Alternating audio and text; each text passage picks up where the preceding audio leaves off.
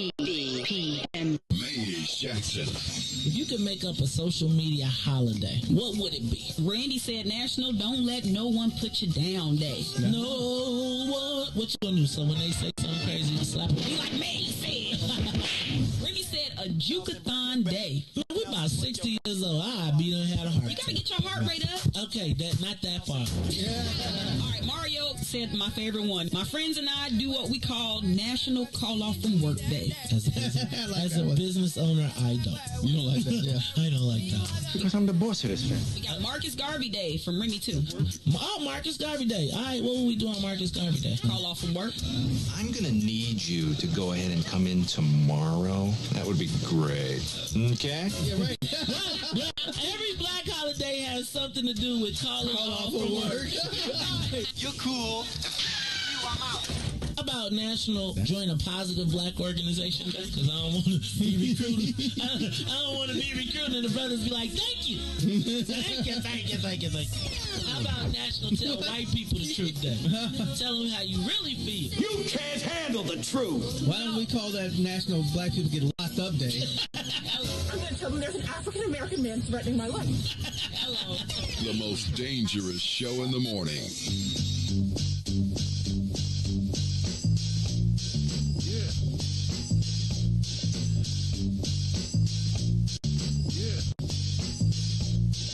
Move your body, don't nobody party like your body, pardon me, but I'm through. I got eyes on something that ain't you. I done seen how you move and heard about what you do. So I don't want no parts of that part. Hourglass figure, but not too smart. I done seen you with a couple of guys, couple of drinks, couple of hands all on your thighs. And I already see your next Vic. Free drinks and a couple of neck tricks. I'm not sure if you into it or into him, into deep or into them. All I know is in the interim, I have no interest to sink or swim. I can see the thirst on your face. Can't wait to catch it in the Me Too case. So I keep it moving in a 2-3 pace. Checking you ain't worth the deposit in that chase. You see my face. Yeah, you see my face. I want somebody to love me for me. Happy, happy is where I wanna be. I want somebody to love me for me. Happy, happy is where I wanna be. You're stumbling, wondering what to think. Approaching, fumbling, food and drink. Slurring and sweating like you stink. Even if I did your gender, we ain't in sync. Be original, don't follow the crowd. Dope fiend, lean, smelling like that loud. I'm looking at your friends and they ain't that proud. Knowing next time they hang, you ain't allowed. So stop giving me the googly eyes, or you gon' force me to tell you a few of these lies. My crew know the mission like 3 or 4 spies. Heard your guy tell you to chill, work to the wise. That hard liquor and bad food, a bad mood. So I'm a stiff arm, sidestep a bad mood. I'm trying to live my life, not catch an attitude. Normally I'm nice, but I'm about to get rude. Move your body. I want somebody to love me for me. Happy, happy is where I wanna be. I want somebody to love me for me. Happy, happy is where I wanna be.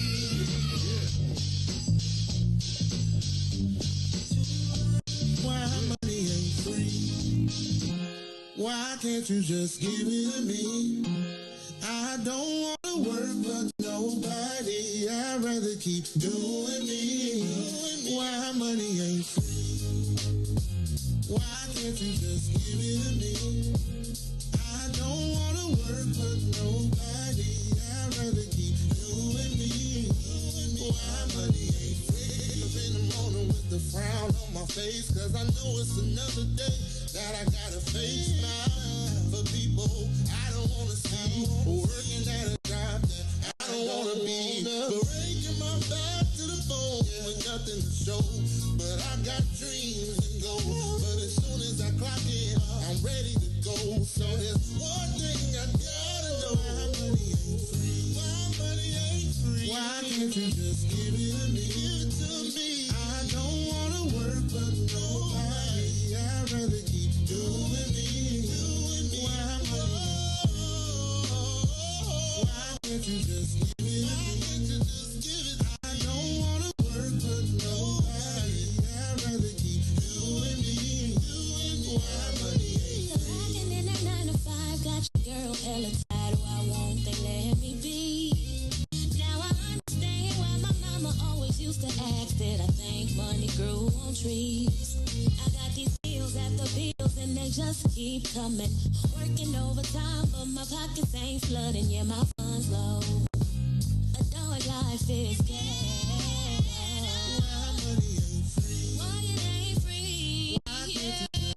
Why can't they just give it to I me? don't wanna work but nobody. I'd rather keep doing me. Why money ain't free? Yeah. Why can't you just give it to me? I don't wanna work but nobody. I'd rather keep doing me. Why money ain't free? How the money ain't free. Every 5 minutes kids bothering me. They seem to think that money grows on trees. Always asking for allowance and clean one thing. Sick and tired of my funds being low. Spent the whole bag on the groceries at the store.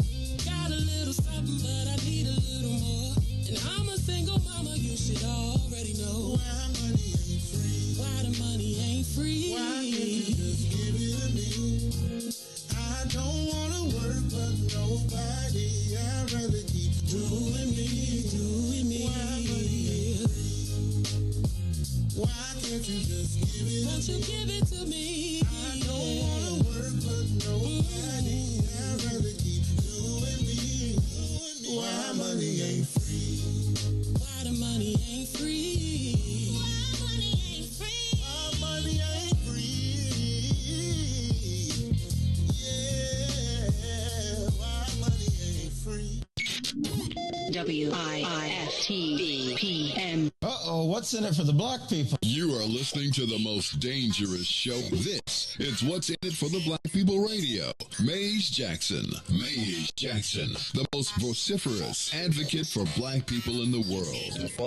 For Ruthie Moore, for Ty Stroger, I am the host of the Maze Jackson Show, asking every single day, what's in it for the black people? And if you don't like it, you can still tell them Maze said, Mayor Lightfoot, man, we ain't accepting that. We ain't accepting that. Let's go. Yeah.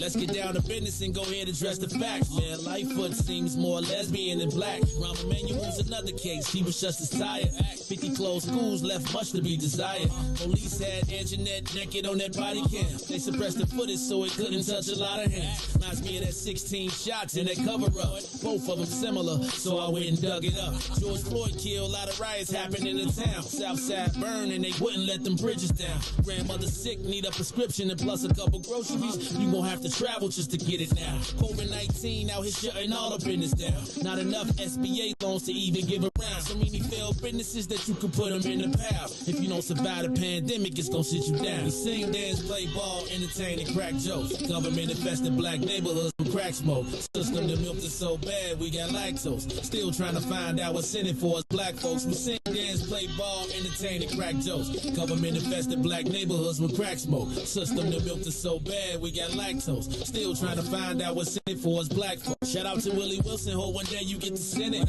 We need some different players in the game to handle business. So many shady characters like Madigan and Blago. But when you really break it down, it's typical Chicago. City full of gangsters, it's what the land was built on. Same streets with hood legends, DNA get spilled on. Carjackers out here lurking, trying to get they steal on. Looking for a block to put them Hellcat wheels on. Let this give bogus appraisals a red line. Car crackers out here getting minimal fair time. And I'm concealed carry, I stay with the pipe. But Illinois gun laws giving minimal rights. Stay up on the swivel, make sure I'm moving tight. Check all of my mirrors when I pull up to the light. Pick my homie up from out of town, man, he caught a flight. He was hella nervous, told him, shorty, this a way of life. We sing, dance, play ball, entertain, and crack jokes. Government infested black neighborhoods with crack smoke. System that milked us so bad, we got lactose. Still trying to find out what's in it for us black folks. We sing, dance, play ball, entertain, and crack jokes. Government infested black neighborhoods with crack smoke. System that milked us so bad, we got lactose. Still trying to find out what's in it for us black folks.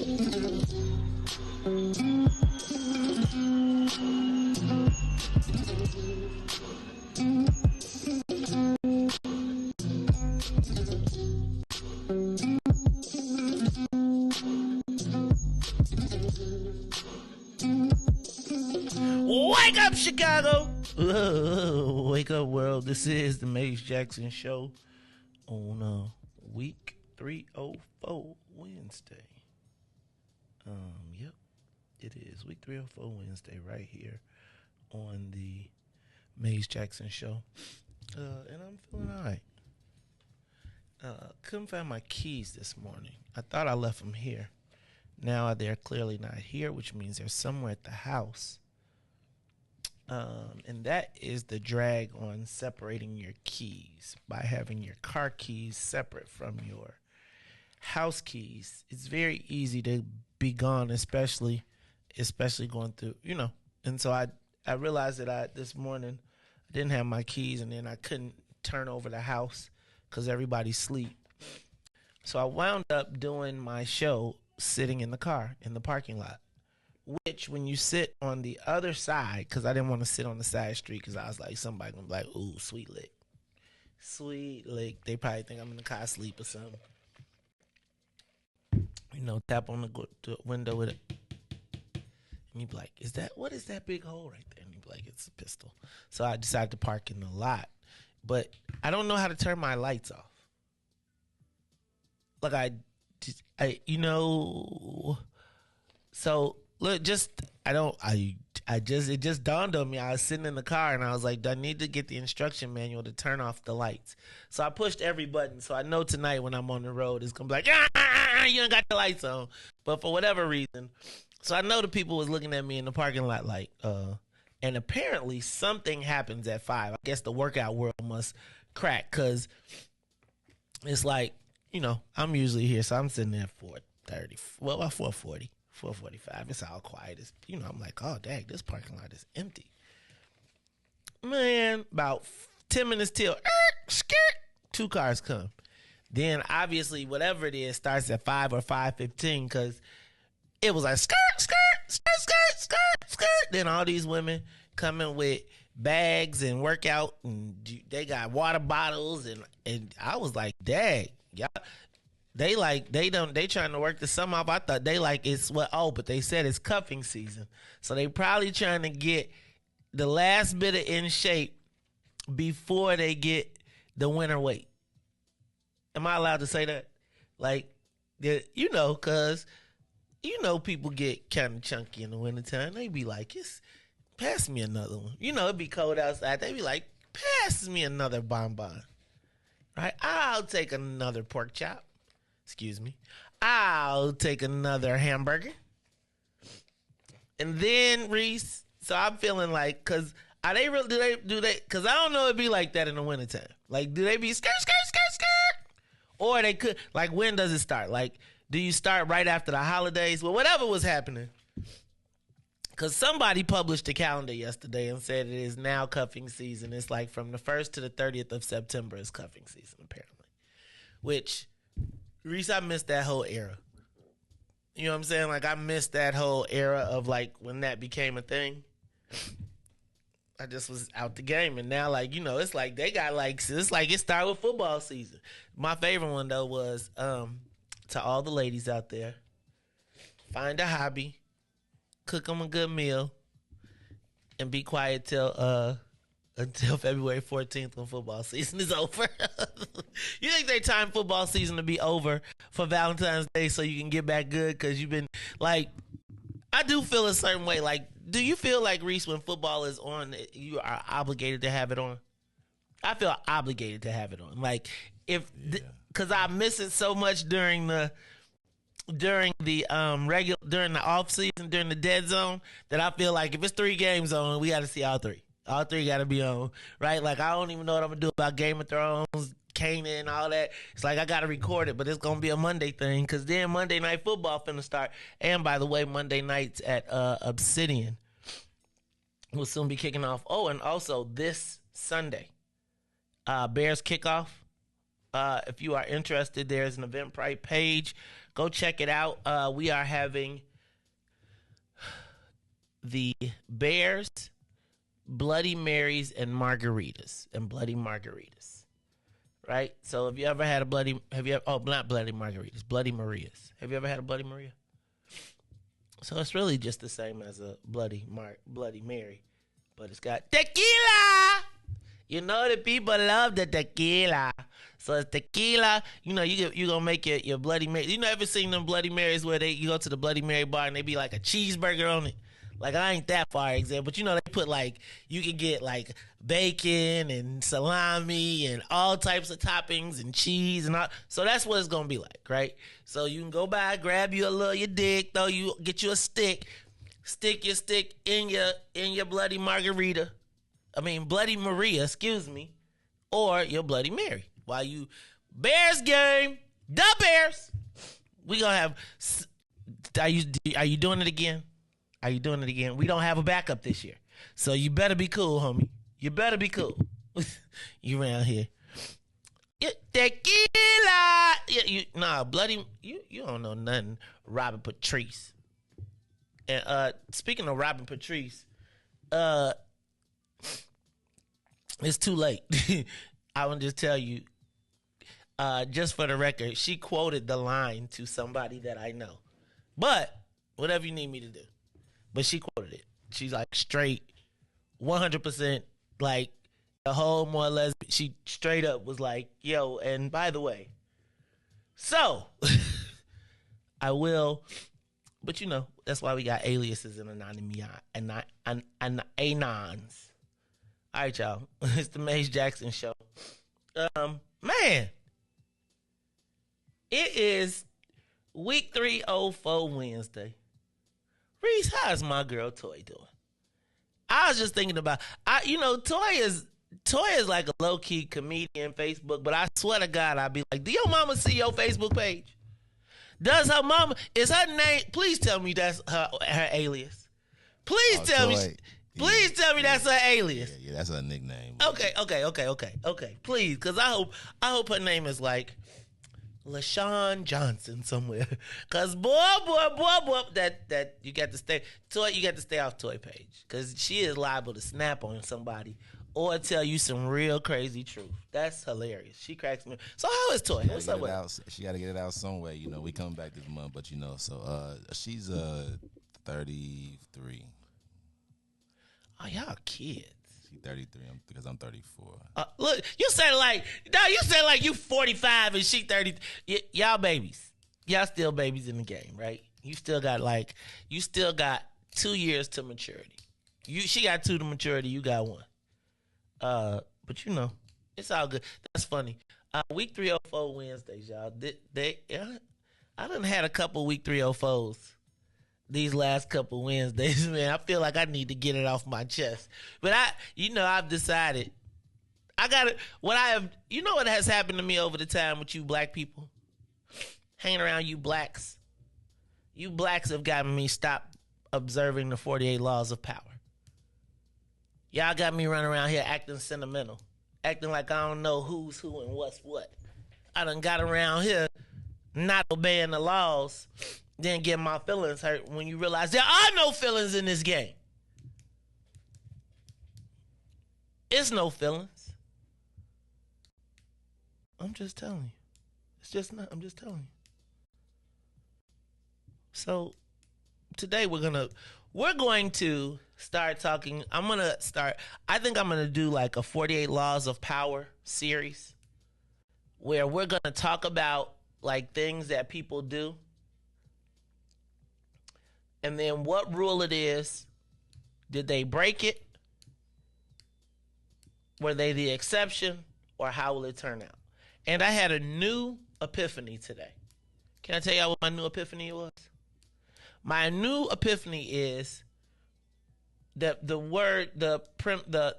famous saying, forgive but don't forget.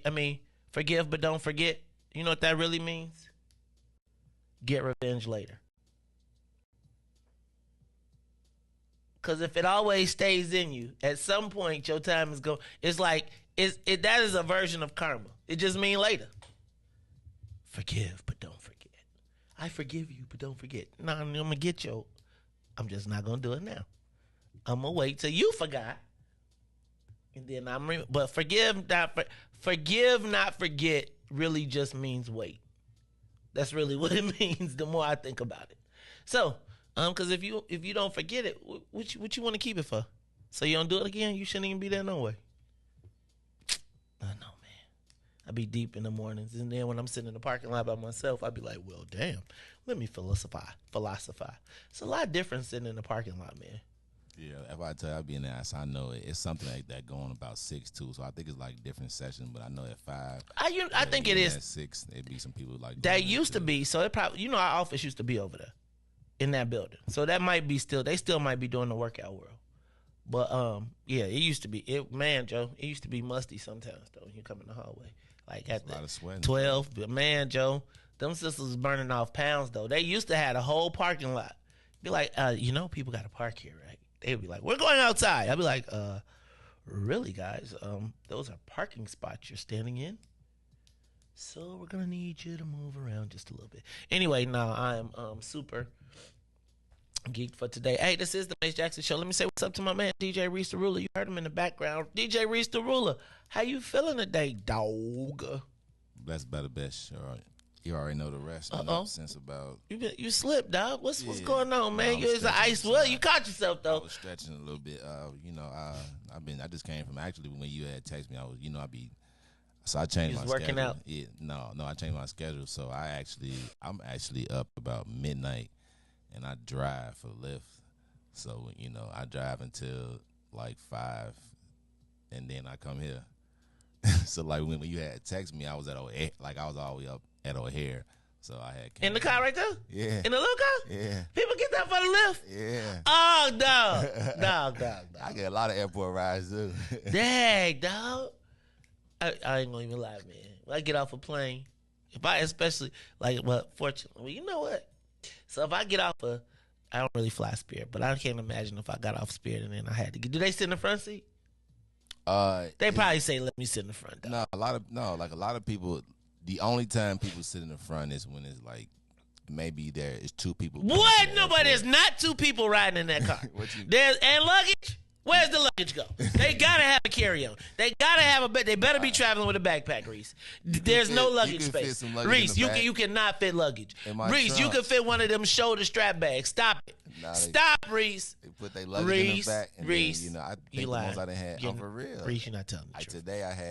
Like today was the first time I had to let my back seat down because it looked like he bought like a trombone or something. So he put it in the car. And then with his other luggage, it was like that fit plus 2 bags fit, and then he sat in the front. And then, but usually people. But nobody was in the back. His wife. Oh, he put his wife in the back. Yeah, it was. Does he didn't want his wife sitting next to you? I don't know, but Reese. Hey, let me ask a question. What do you do in that case when there's 2 seats and one is next to the driver? Do you make your wife sit in the back or the front? Is that gentlemanly or not? You probably put her in the back, of course. Okay. Yeah. But nah, it's pretty cool though. All right. Hey man, do you be talking to people? I never initiated so I really don't. Now let me ask another question. People ask. The funniest thing is I love my out south people. That them be out south over east too. Oh my God, them are the best experience. I think I was driving the other day, so you know, I picked this guy up and he goes, do you smoke? So man, here's the sample. He like passing stuff out, and then we drive. Can I smoke down the way to? Then he drives. So then I'm driving. And then about 10 minutes later, he goes, are you clean? I said, yeah. He said, all right, I ain't clean, I'm dirty. But like he had a gun, I'm looking, but he was like, I would just let you know in case we get pulled over. I was like, okay, I didn't hear that. In case we get pulled over, what you gonna do? Shoot somebody? I'm not driving. I'm getting out, dog. I'm getting out. Are you clean? South people, man. I dropped him off. He took it. And then afterwards, he actually is a chef. He owns his own business and everything. You would have never thought it, but yeah, he like, man, here's my business card, and he showed me his little Google thing. But out south, over east is where I get my most funniest rides. You know I actually took some rides over east. That's the time when our Uber pulled up to us and we was going to the crib on the east side, and it was like, Mace Jackson. Oh my God, I can't believe I'm taking Mace Jackson. I picked you. I listen to you all the time. Say if you turn the application off and drop me off. Well, I asked that. But so let me ask a question, Reese. In your Uber, do you if somebody said, could they smoke, would you let them? Nah, because then your next Uber would be Jack. So that's what it is. Like, they should have smoking Ubers. Unless it's my last trip, like I have let somebody smoke on my last trip. You charge them extra? They would always tell them, hey, man, I give you 20. Hey, man, I'm going to the airport, man. I need to smoke. I give you $20 right now. Thank you. And I let them go ahead, roll the window down. It's my last ride anyway, and then I just go home. but hey, dog, you gonna have to. I need the dub, and I'm gonna need a sack, Joe. That's what my cousin would say. I'm gonna be like, look, dog, this gonna be expensive ride. It's gonna cost you, fam. Like, this is my car, man. I ain't gonna be able to drive for the rest of the day, man. You know, you get people on their way to the airport. They ready to spend money anyway. They got cash. When you go to the airport, you go get cash, so you can have cash in your pocket, so you can be like, psh, you know, you want to start on your trip. You start with your rolls, so you be. Then you get to the hotel. Then depending on where you go, you got to go get you some ones anyway, because when the craziest thing is when you be somewhere stuck and you only got 20s And it's like the trade is like 200 to 1. So you be like, I only got a 20. They be like, I have no change, sir. I'm sorry, no change. No change. Well, then you have to carry these bags all the way on the plane. And then when I get to the next airport, you meet me there. But yeah, nah, man. So I'm good, man. Anyway, we're going to have to get Uber Tales. That would be another great skit. See, like, you should do, like, you know, like, how they be doing the, I can't remember what it was when they always tell a story about, like, and it's like a cartoon. He's like, man, I picked up this, you'll never believe what happened. And then he be talking about it, but it's a cartoon. And it's like, you be the Uber and you pull up. Yeah, hey, man, what's up? This DJ Reese, the ruler. Man, and he got in the back of the car, man. He said, you mind if I smoke? Man, dog, I'm on my last trip. I give you $50. You know, that would be funny. And then we did that in the middle of the show. Yeah, like, and then the Reese, like, and now another episode of Reese Uber Tales. See, I'm a creative genius. Yeah, so that'll be so it's good, man. So yeah, if you take that, you're gonna have to hit me on some of that. I'm gonna need a piece of that. I'm gonna have to scrub this document right here. You won't find today's episode. See. It's all right. I gotta keep a recording on my computer. All right, y'all. It's the Maze Jackson Show. I'm your host, Maze Jackson. Got my man DJ Reese the ruler. We've been doing a little talking some smack. So let's do this. Let's get the soul plane up to 60,000 feet. We are up and away. Now I could have swore somebody told me that the water crisis in Dixmore was over. That the mayor said they don't need no water. Well, apparently somebody, look, y'all. Can we just be on this? Like,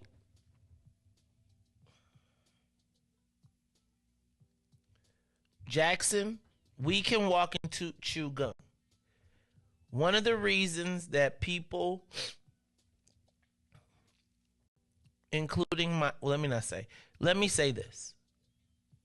Jackson, Mississippi is our cousins, right? First cousin. Dixmore is our brothers and sisters. We live in the house with the people from Dixmore. We go visit for the summer our cousins in Jackson, Mississippi. So when I hear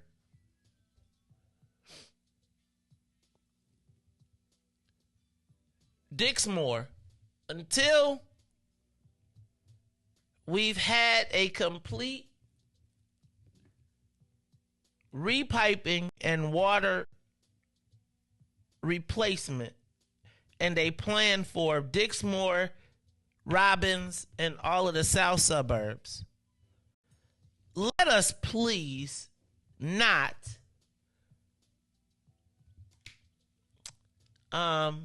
take any victory laps. Okay?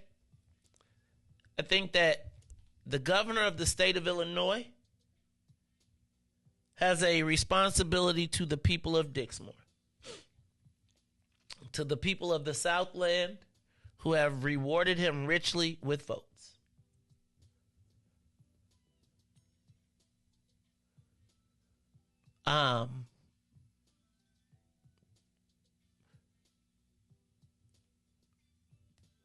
Dixmore. So I must say, when you stand up for the press conference with the governor from Ashland to Cicero, Reese, do I go past North Avenue? Okay, so let's say if you are anywhere between Ashland to, no, let's back up. If you anywhere from North Avenue to University Park, okay? If you are anywhere from Ashland to Cicero, if you are anywhere from, what we say the South Side Star? We're going to give it 31st. 31st. From the lake to Cicero, to University Park. If you're in a meeting, press conference, photo shoot, and you are black, you don't have to ask what's in it for the black people. Can you ask what's up with the water in Dixmore?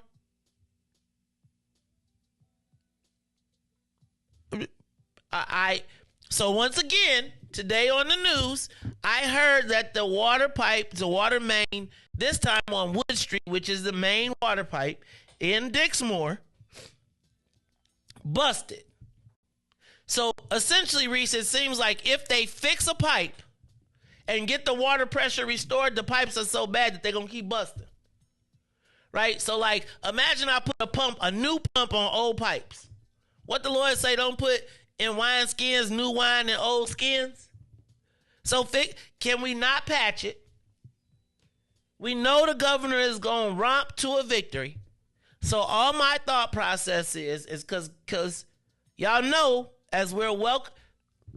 Okay, so this goes why I asked about the budget, right? How much money are we budgeting for humanitarian crises?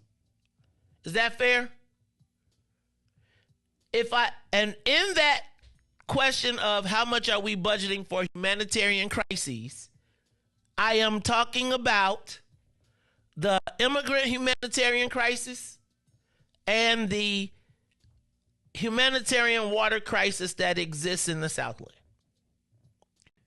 Can we put those in the same bucket? Because there seems to be an intense level of need of concern for humanitarian crises. Can we agree that water is a humanitarian crisis? No?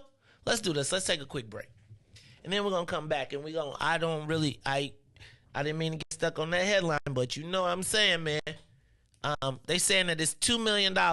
They said that the village of Dixmore is asking for money to fix their water pipes and they were busted. Now, somebody told me last week that Dixmore was straight. I don't think Dixmore is straight. So let's talk about that plus some more when we come back. It's the Maze Jackson Show. We'll be back. The Maze Jackson Show. We'll be back after this break. Maze Jackson. Tune in to the Maze Jackson Show every day, Monday through Friday from 6 to 9 a.m., where you can catch us on YouTube, Twitter, Twitch, and Facebook Live. Plus, from 6:30 to 8, you can get us on WBGX 1570 a.m. That's right, it's the Maze Jackson Show, where every single day we ask the question, what's in it for the black people? And if you don't like it, you can still tell them, Maze said. We out of here. Peace. And now, traffic and weather. Yo, who said devotion has to be sad? Yo, check this out. The Lord is my shepherd, I want. He's making me to lie down in green pastures. Leading me beside the still waters. He restored my soul. God's gonna turn it around. Come all the way with me. Good morning. What's in it for the Black People Media family? The time is now 6:41 a.m. I'm Reese the Ruler with your Chicagoland area sports, traffic, and weather update. If we head over to sports, MLB, the Cubs will beat the Reds at home 9-3 as the Sox fall in a shutout 3-0 against the Mariners. The Chicago Sky in action last night as they lose a Game 4 as a closeout game, big 104-80 as the Suns force a Game 5 in Chicago Thursday, ESPN 2, 7 p.m. Let's head over to traffic now in Kennedy. O'Hare to the Loop, 24 minutes. Outbound will be 20 on the Edens. Inbound from Deerfield to Exchange and back will be 28 minutes, while the Eisenhower, Thorndale to the Loop, 55 minutes, 28 minutes to Thorndale. The Stevenson from I-355 to the Dan Ryan, 44 minutes. Outbound 30. The Bishop Ford, I-80 to the Dan Ryan, 38 minutes, 26 minutes to I-80, while the Dan Ryan is 18 minutes to the Loop, 14 minutes to 95th. On DuSable Drive South, 55th to Jackson and back will be 7 minutes and 8 minutes north. That's Randolph to Bryn Mawr and Bryn Mawr to Randolph. Today's weather, it is currently 68 and cloudy. Today will be a high of 75 with a low of 62. I'm Maurice the Ruler. Happy Wednesday here on The Maze Jackson Show. Oh, yeah. Come all the way with me. Don't leave me now. Come all the way with me. Oh, please.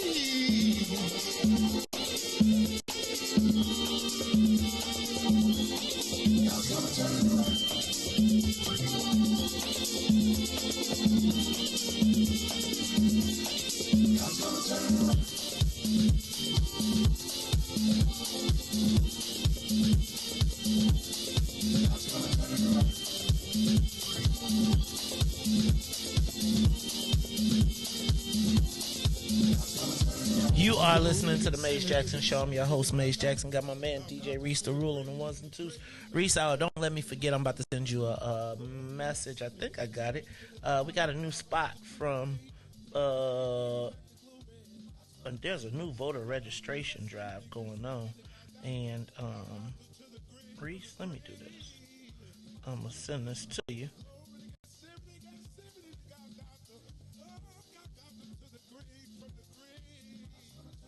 All right, y'all, it's the Maze Jackson Show. I'm your host, Maze Jackson. I texted it to you. I'm your man, Maze Jackson. Got my man, DJ Reese, the rule on the ones and twos. And I was talking about the water in Dixmore. We'll talk about it a little bit later because, y'all be too busy taking pictures. Y'all take pictures. And then then y'all, man, whose responsibility is the fresh water in the state? It's not. Is fresh water a right? Is clean fresh water a human right in Illinois? We're going to talk about this a little bit later. But before we do that, Reese, I watched the Sky game last night. I feel like I got to not watch him now. I can't watch Game 5. I feel like that. So, I FanDuel, so what's so crazy that I betted on them on the first one they lost. I missed the bet on them on the second and third one, and they won. I betted on them in Game 4. They lost, so I'm not going to... Leave them alone. I'm not. I'm not watching. I'm not. So let me just say this, though. Okay. I watched the Sky game yesterday. Y'all had me feeling guilty. I will say that it was... It still looks funny to me. And I think it was a bit square shouldery. Right? But if you like basketball, it was some spunky little plays in there. They was like really, I don't want to say cute because I don't want to be disrespectful. But Reese, it was really a little, I fell asleep, woke up, but Reese, I must tell you, it was a decent game. It was decent. I felt like, am I going to stop and sit there? But if the Sky is in the game and thing, I could watch. I definitely could watch the third and fourth. Third and fourth. There was some spunky little plays in there. The little girl with the blonde hair from the other team with the little brown afro, I could see her balling too. But Reese, it was a spunky little game yesterday, and I must tell you, I felt like the women could. I felt like maybe some of those women might be able to beat me in a game of basketball. All of them can. No. And you can pick the weakest person in the What do you say, WNBA, Reese? and they'll whoop you. No, Reese. And Robin Patrice, they were calling. I watched the girl from Vegas, and she said these girls. So I'm just telling you what they said. I ain't tripping, but yeah, I thought Reese. No, I don't think women can beat me in sports, man. I'm not sure about that yet. I'm just not sure. You know what I'm saying? I know I can't play that much basketball, but I'm not letting Candace Parker dunk on me, dog. She can't do it. I'm just telling you. I gotta it's gotta be a physical game, bro. It's just gotta be physical. Gotta be a physical game. I don't know, Reese. You used to watch Martin. You seen the episode of Martin when he didn't believe that, can't no woman beat him? You saw what happened. Nope, I don't remember that. See? I don't remember that. I don't remember that. I'm just saying, dog. Maybe Olympian women. Maybe if they played in the Olympics. They are in the Olympics. They got Olympics? Yes, they got Olympics? They're the champions. Basketball? They win every year. The women probably win more than the men. Well, that would make sense. I'm not going to go here because you all will ban me, but I'm just saying. Reese. Olympic winning people. Maybe though. maybe. I'm just saying, Reese. I don't know. Maybe the Olympic team. Reese. Maybe the Olympic squad could be me. I feel like, hey man. I'm just saying that I'm just saying, man. I know some female ballers, man. Oh, hey, man, I believe you. I know some female ballers too. I just don't know that they could beat me in a game of basketball. Just saying. Just saying. Somebody right here. I'm just saying. I'm just saying. I just don't know. I just don't know. I'm not convinced yet. I'm just not convinced. Okay? Somebody, please come and convince him. I'm just not convinced. Please challenge him. I'm just not convinced. I'm not convinced. To a one-on-one battle. I'm not convinced. You know, I got a gym. Call in and challenge. I got a gym. You know what I'm saying? You know, I got a gym, Reese. You know, I just can't. I don't know that. Like the Chicago Sky could really beat me. Like I'm just saying, like, you know, they 5, my 5, they not beating me. They not beating me. You know what I'm saying? Like, now, I might not score, but I'm gonna be a defensive stopper. The Chicago Sky 5 would probably be, if you're not picking up any professional player that even played overseas. Okay, like you had to go get some overseas players. Reese, I'm telling you, I could get a squad. Reese, I'm telling you. I bet you I could play. I probably could do 3-on-3 too. We could probably do 3-on-3. They will lose. They will lose. No, Reese. Yes. No, Reese. Sorry, Reese. No. They're professional basketball players. I agree. They are professional women's basket. No, they don't. That's why Brittany Griner was over in Russia. Doing it for a living. She still had to go do it for a living. It doesn't matter her pay. She was still Russia, doing it. Because she was going to play Brittany Griner would definitely dog. It's no doubt about it. You got to. I can't. She's not dunking on me, dog. I'm not letting her dunk, dog. I'm saying, like, if she want to play me, I'm just telling you. If you play me in the game and we playing, I'm playing you like I'm playing it. I'm playing. How tall do you think these girls are? Reese, it don't really make no difference. 6'7", 6'8". Reese, I hear you. Ain't gonna turn around, Sky. Reese, no. Please, somebody. Reese, no. I'm just telling you. I just want to be. I'm just telling you, Reese. Reese, I'm here to tell you, it's not happening. Jerome, what you mean I wouldn't trade? Jerome, I thought you was my dog. Look, I'm standing up here for the men, right? I feel like I could put a squad together. Me and about 4 more of my guys. You know what I'm saying? Now, the problem is they might be able to beat us because of endurance, because we old, right? But, like, oh, no, Reese, come on now. Come on now. We should do it. I'm down. We do it for charity, right? I'm okay with that. My 5, they 5. Man, I'm telling you, I'm playing. Look, don't try to dunk on me neither. Y'all gonna be mad he dirty. Hey, Joe, y'all thought Dennis Rodman was bogus? Shoot, I'm gonna come with my hair dyed. I'm gonna have green hair.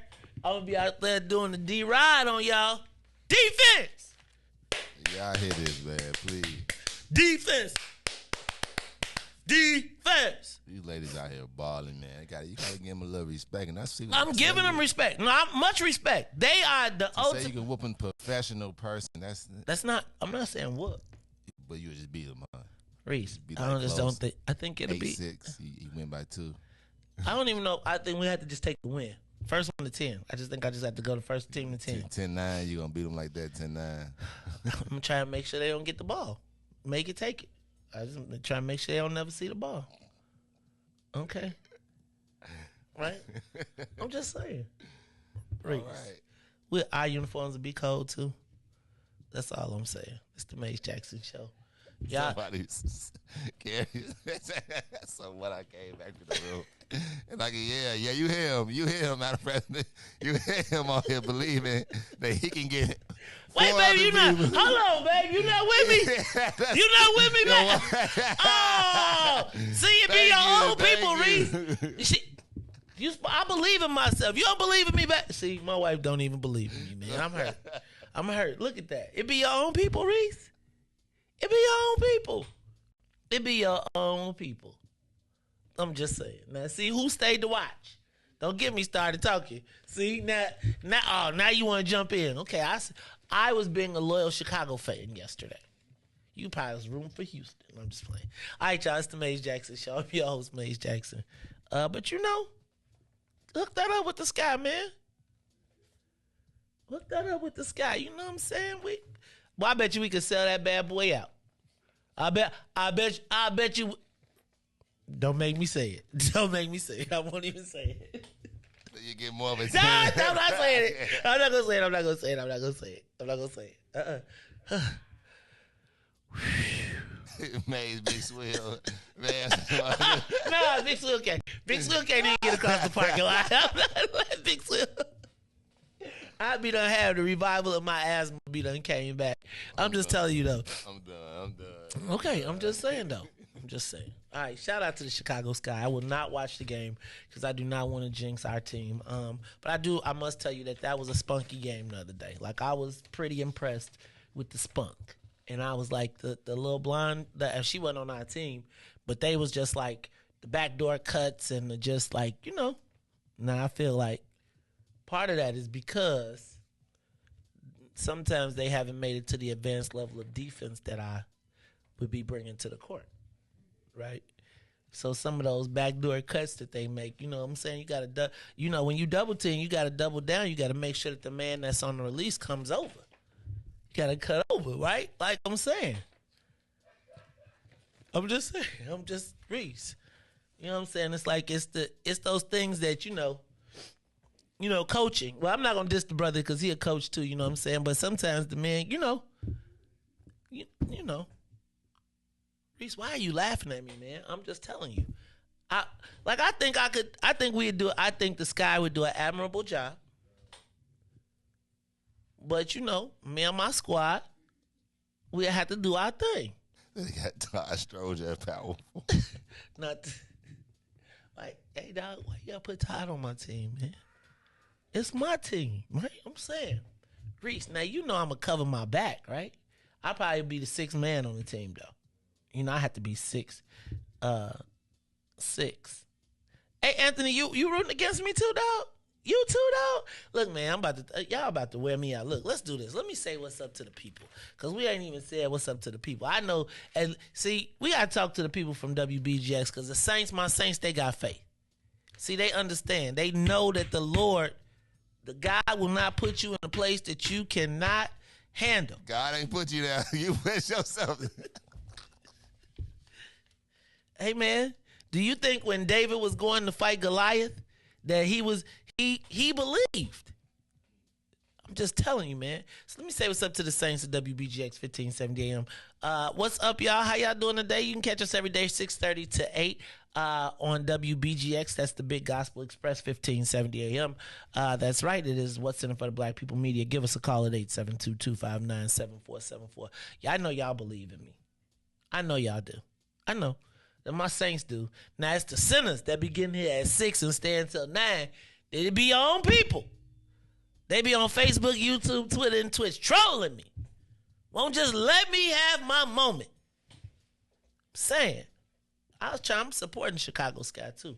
I really want to put their logo up, but I'm scared that they're going to sue me. Right? Then I don't want no animosity on the court.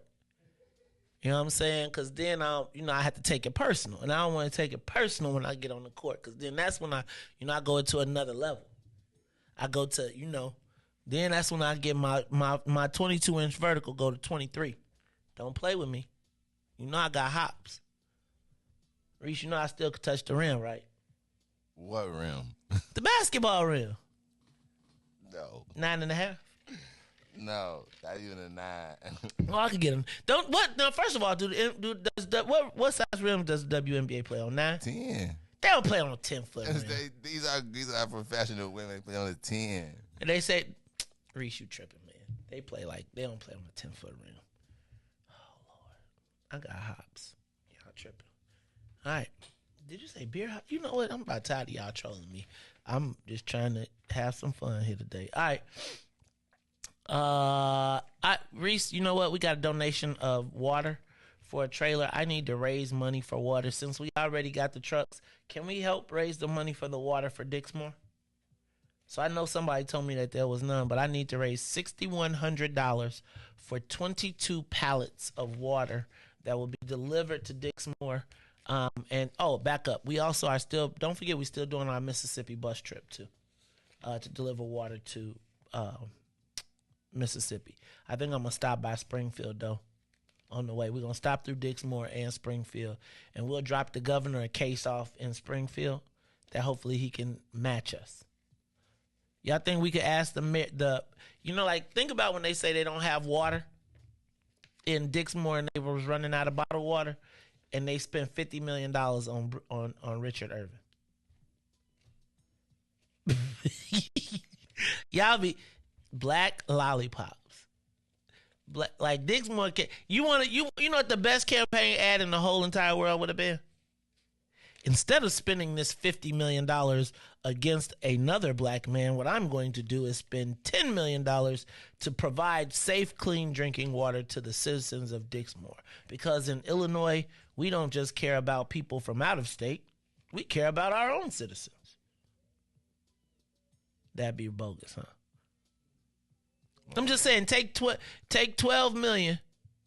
Take 12 million. Thank you, Diane Wilson.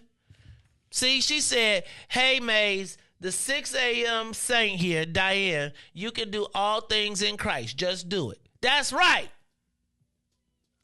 I believe I could dunk. The Lord wants me to, even if it got to be on the 8-foot rim. And Reese, Diane, no, she a 6 o'clock saint too. She said she ain't going to be taking this slander. Y'all around here doubting me. So we need to raise 6174 is the number.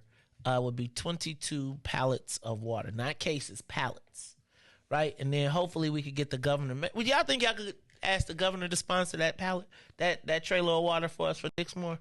We could let him put JB for Dixmore on the side of it. Would y'all like? Can we tweet? Like, we got to get on Twitter, too, because you know what? They be tweeting and people be listening. They be over here. They be like, they be talking smack on Twitter. We need to Twitter them back. But anyway, I'm just telling you. If we tweet it, hey, Governor, we got $6,200 worth of water here. Could I get some of my state legislators, some of my black friends, some of my black wealthy people to help? I'm just saying. I think it says a lot. If we pay for it, this is my thing. If we pay for the $6,200 trailer of water, Reese, can we ask the governor to match us times 10? Then we know the people at Dixmore at least have some water, and they can share with University Park. Don't you think that'd be a great commercial? Like the governor, like when the people of Dixmore, their water went out and we couldn't, I did everything that we could. But not only did I have the Illinois National Guard come out and the Army Corps of Engineers, but Reese, I went deep into my own pockets. And when What's in It for the Black People spent $6,200 for water, I said with that type of work, no one should be without water. I will spend $62,000, which is a quarter, which is actually equivalent of 6 cents to me. But no one in Illinois should be without clean water. Reese, wouldn't that be a great commercial? Like, think about it. We got Holocaust commercials. About the Darren Bailey and the abortion commercial. We got that would be, to me, the ultimate commercial for black folks. Like, could you imagine all the black people, they would get them, and then they wouldn't even have to be in the slave outfit, Reese. You know, like, they would be like, JB, you know that they would have everybody in bonnets and stuff. Come, JB, let me get some of that water. But I too care about you. No? Y'all be tripping, man. Is it me or has anybody heard anything about Dixmore? Because I know we heard about, I'm saying, is Dixmore a humanitarian crisis? Am I just being petty? Yes, I'm being petty? Okay, I'll stop.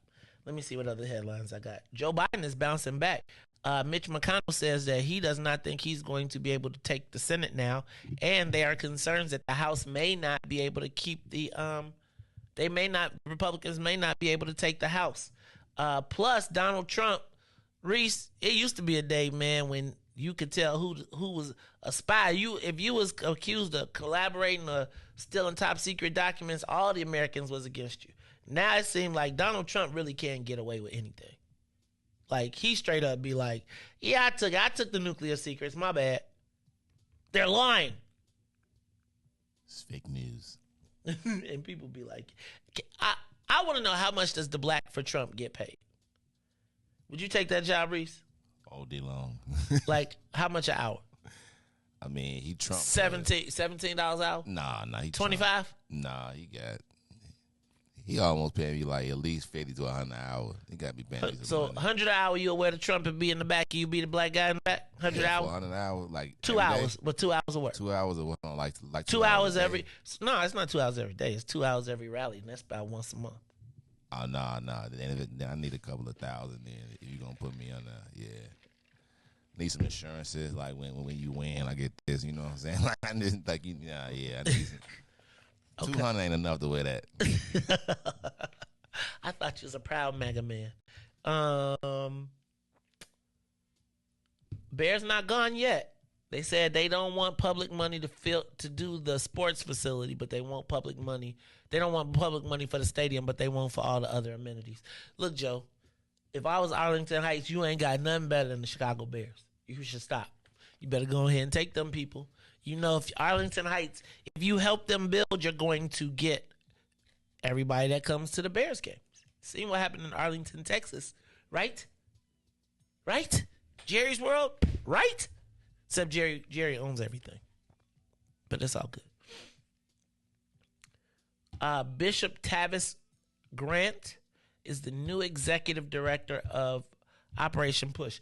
I did not know that Reverend Tyrone Crider died in 2017. I really did not. I really didn't. So congratulations to Bishop Grant, the new executive director of Operation Push, and my condolences to Reverend Tyrone Crider. Maybe I knew, I just don't remember that. Also, Reese, would you spend $410,000 to make $500 million? Of course. Guess who did that? I hope you're gonna say you. Lala, baby. So for $410,000, that's what it costs for them to to put the grass seeds, the side, and new fencing around Grant Park, and they walk away with $500 million, Joe, for 10 years. Talk about a sweet lick. Like that is a lick that I don't even think black people would ever see a lick like that. I don't even think black people could imagine a lick like that. I just don't. The only person with imagination that big is probably J&B. And they probably couldn't imagine Blackapaloo because they'd be like, I'm not putting that many black people. The insurance rate on a black concert like that would be so ridiculous. Because somebody is snapping. You owe me some money, dog. You pay for Lala tickets and you owe me some. Hey, you know that's how black people there when they look at your story. This man out of town. They owe me some money. Right. I owe you $30. You're in Texas and you owe me $30. Did you have French fries and you owe me $30? Boy, let me tell you something. If every time somebody who owed me some money, if I said something, although I think I might have a couple out there that I might owe too. So that's why I don't trip too tough, because I feel like it might be a couple. But I usually try to go back and get them. So if I got you somewhere, I don't really get people, but if I owe you, I'm going to probably work on it. Mayor says she is not changing no matter what happens. She get elected again. Like, I don't know if that's the best strategy forward. You know what I'm saying? Like, the mayor's pretty abrasive. You know, like, she should probably say, like, you know, I probably could burnish my style a little bit. But if you know you getting the exact same thing you got 4 years ago, these 4 years, would you take these 4 years over again with the mayor?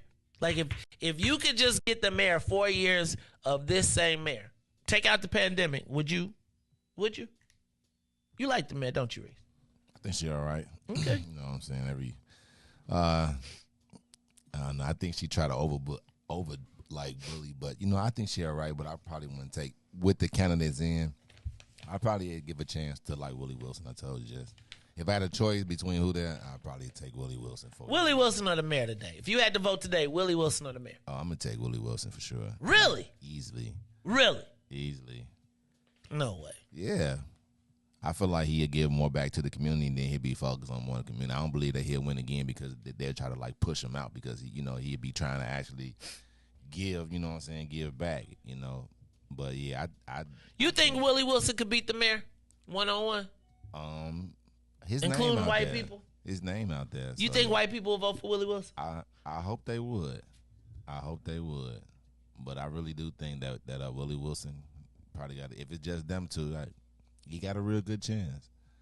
You know, and then he always be, you know, like driving around, putting his name and face out there. So I think he's out there. Boy. And them gas things, he don't know how to take it light. Speaking of People gas, will always remember that. Well, hold on. Gas. Speaking of gas, bro. Willie Wilson. I mean, not Willie Wilson. Jamal Green is giving free car washes today. So I'm going to go over to Bubba's Car Wash. He giving free car washes today. Where's that at? On 83rd. You don't go out south, though. I go out south every day. Now you a south side. Okay. I just live west, but nah, 83rd and what? I don't know. He ain't called me and sent me the press release. Somebody else sent it to me. So all you got to do his own work. He can call in if you want to. Say, call in, then, Mark, so we can know what he's this thing at. It's free. I'm trying to help the people out. It's free. Free. Hey, man, do they giving groceries with that? So you mean y'all gonna get people screwed messed up when y'all keep giving away free stuff?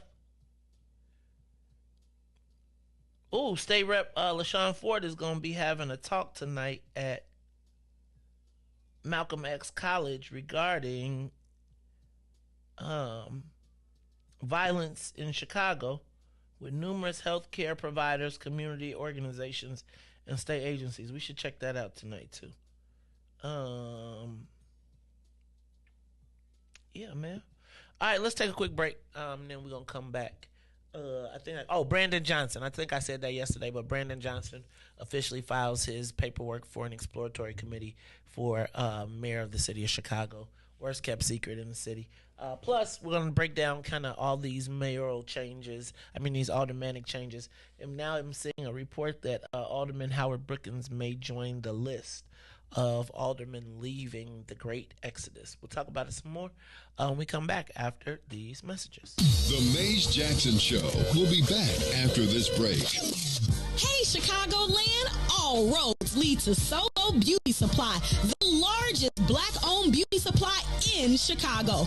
We carry a large selection of natural hair care products, plus much more. So come see us at one of our two locations, located at 9011 South Ashland or 8158 South Cottage Grove. Our inventory is growing, and with your support, Solo Beauty will continue to be a source of pride in our community.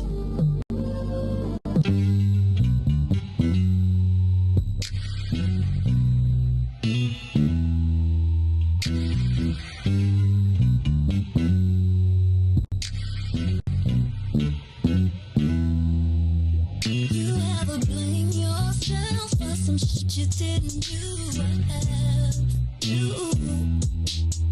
Carry the weight for love, kept it moving, ain't never looked back. 'Cause I see the bigger picture of being a victim. No, things get hard, you gotta be strong, I'm right there with you.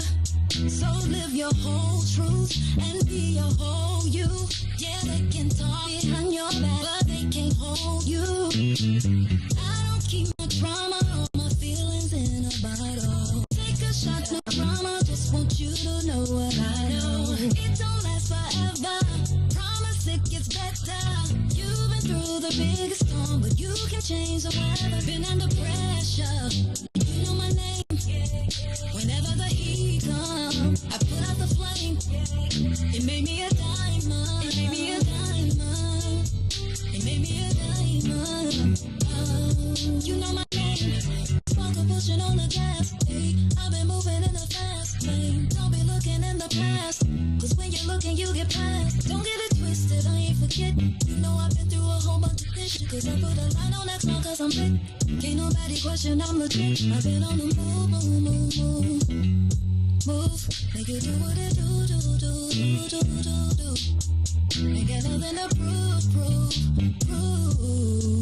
Redefining the cool, hey. I don't keep my drama or my feelings in a bottle. Take a shot, no drama, just want you to know what I know. It don't last forever, promise it gets better. You've been through the biggest storm, but you can change the weather. Been under pressure, you know my name. Whenever the heat comes, I put out the flame. It made me a diamond. It made me a diamond.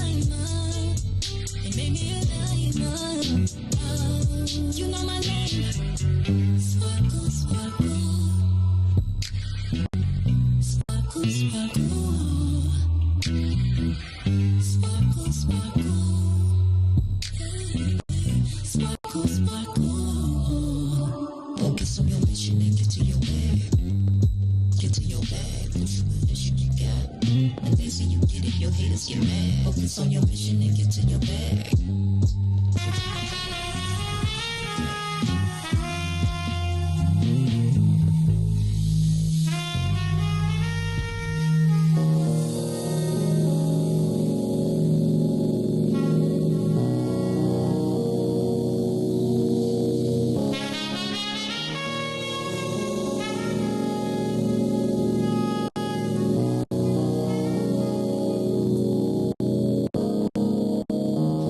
In my mind, gotta designate what to leave, what to take, and appreciate. A lot of people talk fly, but I levitate. Rise above with the love when I meditate. When I meditate.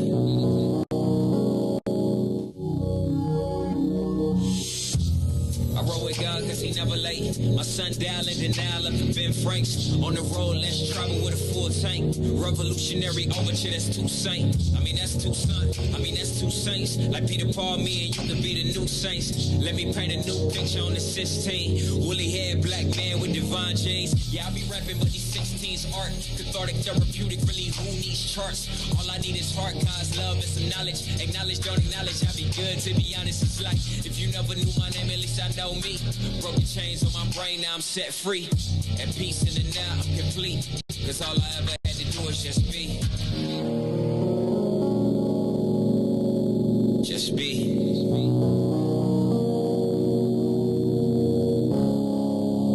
Lot of thoughts in my mind, gotta designate what to leave, what to take, and appreciate. A lot of people talk fly, but I levitate. Rise above with the love when I meditate.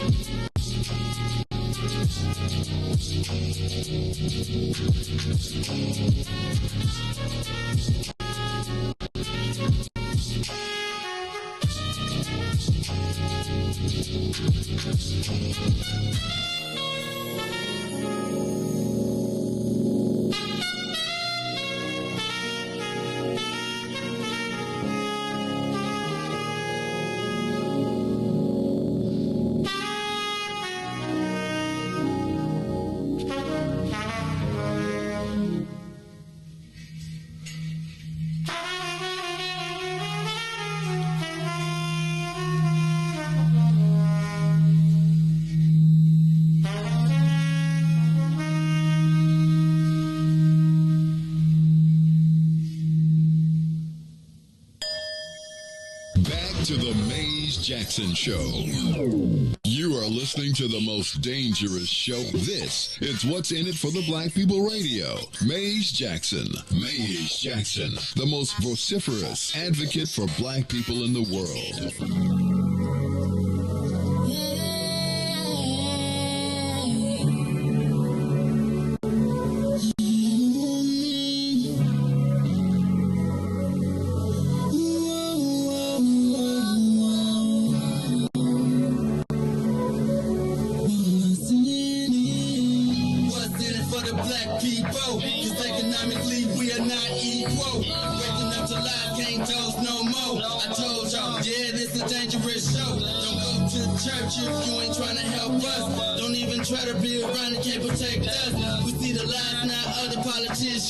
We need money and no symbolism. It's Mace and Reese and Ruthie and Ty, explaining how we all come from God, giving us to beat the odds. If we united, our movement gon' stop. If they ain't trying to help us, they ain't trying to do nothing. We gotta do something, we gotta stop running.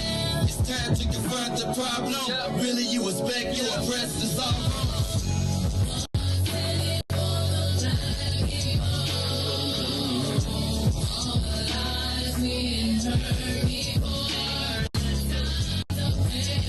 You gotta do more than listen. Some action with Wake up, Chicago! Wake up, world. This is the Maze Jackson Show. I'm your host, Maze Jackson. Got my man, DJ Reese, to rule on the ones and twos. And no sooner could I get the graphic created for yesterday. It seems like we're back at it today. And this is the graphic created for Polly Shy. You heard it here first. Don't try it. Polly Shy. Not Polly Sci, Polly Shy. Political Chicago. Right? The 2022 City Council. You like that. I know I'm fresh, boy. I'm fresher than fresh. I'm deaf. How you spell it? P-O-L-I. Shy. C-H-I. I'm fresher than fresh, boy. I'm too cold. I'm too cold with it. Like Poli Sci 101, Poli Shy 101, baby. Let me help you understand what is going on in the world of politics in Chicago. That's going to be a new hashtag. Poli Shy. But Reese, the city council is changing. And if you look at the list, brothers and brethren and sistren, we are now looking at what could potentially be a generational shift in Illinois politics in the city of Chicago. So, in case you missed it, 10th Ward Alderman Susan Sedlowski Garza announced that she was resigning her position on, I believe, Friday or Monday. Let me say Friday. Let me say Monday. And she's going out with the bang. I'm going to pull up kind of what she said on her way out the door, or some of the things that she said. But she was the one who we played yesterday who told us that she had never met someone who had managed to piss everyone off that they came into contact with. And she was referring to the mayor who was her ally. So, Reese, I was anticipating that the next announcement we would get of an alderman retiring would be Alderman Ariel Reboyras. But Reese, before Ariel Reboyras could announce his retirement, 21st Ward Alderman Howard Brookins, who was defeated in the last election for judge, has announced that he's retiring from the 21st Ward. Now, I know a lot of people trip on Alderman Brookins, but I kind of like Alderman Brookins. He's been one of the straightest shooters when you talk to him one-on-one. Like, if you ain't screaming at him and yelling at him, he is one of the straight-uppest persons. You know, it's funny. I remember Alderman Brookins calling me, saying, Maze, can you find me some people that would like to own Culver's stores, Culver's restaurants? I got the owners I got opportunities for black people to own Culver's. Now, they got to work at the Culver's. They got to spend some money. They got to do some things. But they can literally have one of the biggest franchises in the world. You know, Reese, I called around. People didn't want to do nothing. You see that? Have you seen that Culver's up in Bronzeville? It's one of the busiest Culver's in the whole entire country because black people's be all over it. I remember Alderman Brookins fought to get the Walmart against Mayor Daley. Wait, no, was he with Mayor Daley? I can't remember what it was, but he fought to get Walmart when everybody was against him. And that Walmart on 83rd and Kedzie, 83rd and like off of Halsted, still there, right?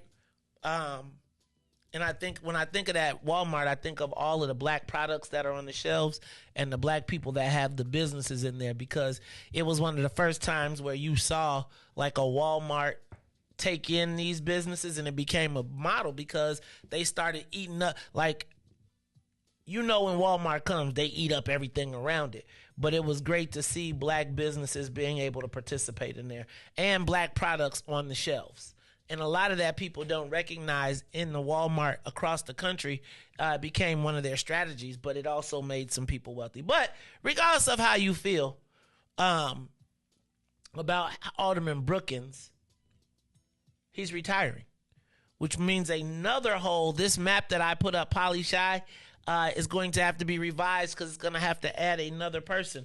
But right now, Reese, we currently have a situation in Chicago where there is a once in a lifetime generational shift in city council.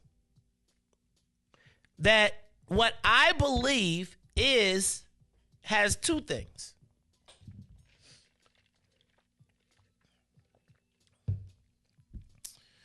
Two things. I think it is an opportunity to end the idea of a rubber stamp city council, which I don't necessarily always agree with, but the concept of a rubber stamp city council, and for black people to ascend and ascend to the power position in city council. Now, I know we're going to say we have a lot of pent-up anger and frustration. But one of the things that I'm seeing, Reese, is the opportunity, because Angie Kilpatrick says on her post that a lot of constituents will be glad to see these people go. Like, I think that there's a lot of people that are often mad, but they don't outweigh the people who aren't. Right? And I do think there is something to being elected. Now, I think that there are setups and there's a lot of stuff in the process. But when you get to the ballot, I think it is like, I don't think people are stupid. I think they choose what they think is the best for them. Like, I think it's like we always say somebody's stupid for voting. No, I think that they probably have their own personal reasons that you don't see that they're voting. But here's my thing. Like, a lot of times you're not going to beat a incumbent. But Reese, if the incumbent leaves, it creates a great opportunity for us, one, as black people, but two, as Generation X and Y, to be in control of the fates of our children and grandchildren. Now, I need for y'all to go backwards for a second, because I told y'all to stop stripping the power from the positions. But because it's been so difficult to do the work necessary, we say strip them of the power. Now, we want Mayor Lightfoot to strip the power from the alderman or aldermanic prerogative, and now you got weed dispensaries and can't nobody say no, right? You got streets closed. You got streets closed where the alderman don't know, and Madison is blocked off for 3 weeks, right? You got Riot Fest in the park, and you want to yell at downtown Chicago, but them people don't care because they don't got to come to your neighborhood. But you were willing to give up the local power, and now the people that were in local power are leaving. And so now when you have the opportunity to put your person there, you've given away the strength that mowed you down for the last 20 years. So here's my thing. And this goes back to my point of we cannot allow external forces to eat away our power so that by the time we come to power, there's nothing left. Open up the phone lines. Give us a call, 872-259-74, 872-259-7474. Because, see, let me do this for you real quick. I'm going to run through these names. 4th Ward Alderman Sophia King. 5th Ward Alderman Leslie Hairston, 6th Ward Alderman Rod Sawyer, 24th Ward Alderman Monique Scott, 34th Ward Alderman Carrie Austin, now Alderman Howard Brookins. 6 spots, right? And I'm not calling out Monique Scott. I'm saying she is part of a generational shift of Generation X moving into the spots, right? But that alderman that was in that spot is no longer occupied. So now what I am suggesting to you is black people from 35 to 54, now is the time to take control of your children's future, right? So the Black Caucus, let me back up. With all of these defections, remember the Latino caucus is being shattered. It's split. Remember, we talked about this last week. There's Latino and Latinx, right? So they're moving. They're splitting up. So now where you had these perceptions of these large, big caucuses, Reese, what is happening is city council is about to go into small groups.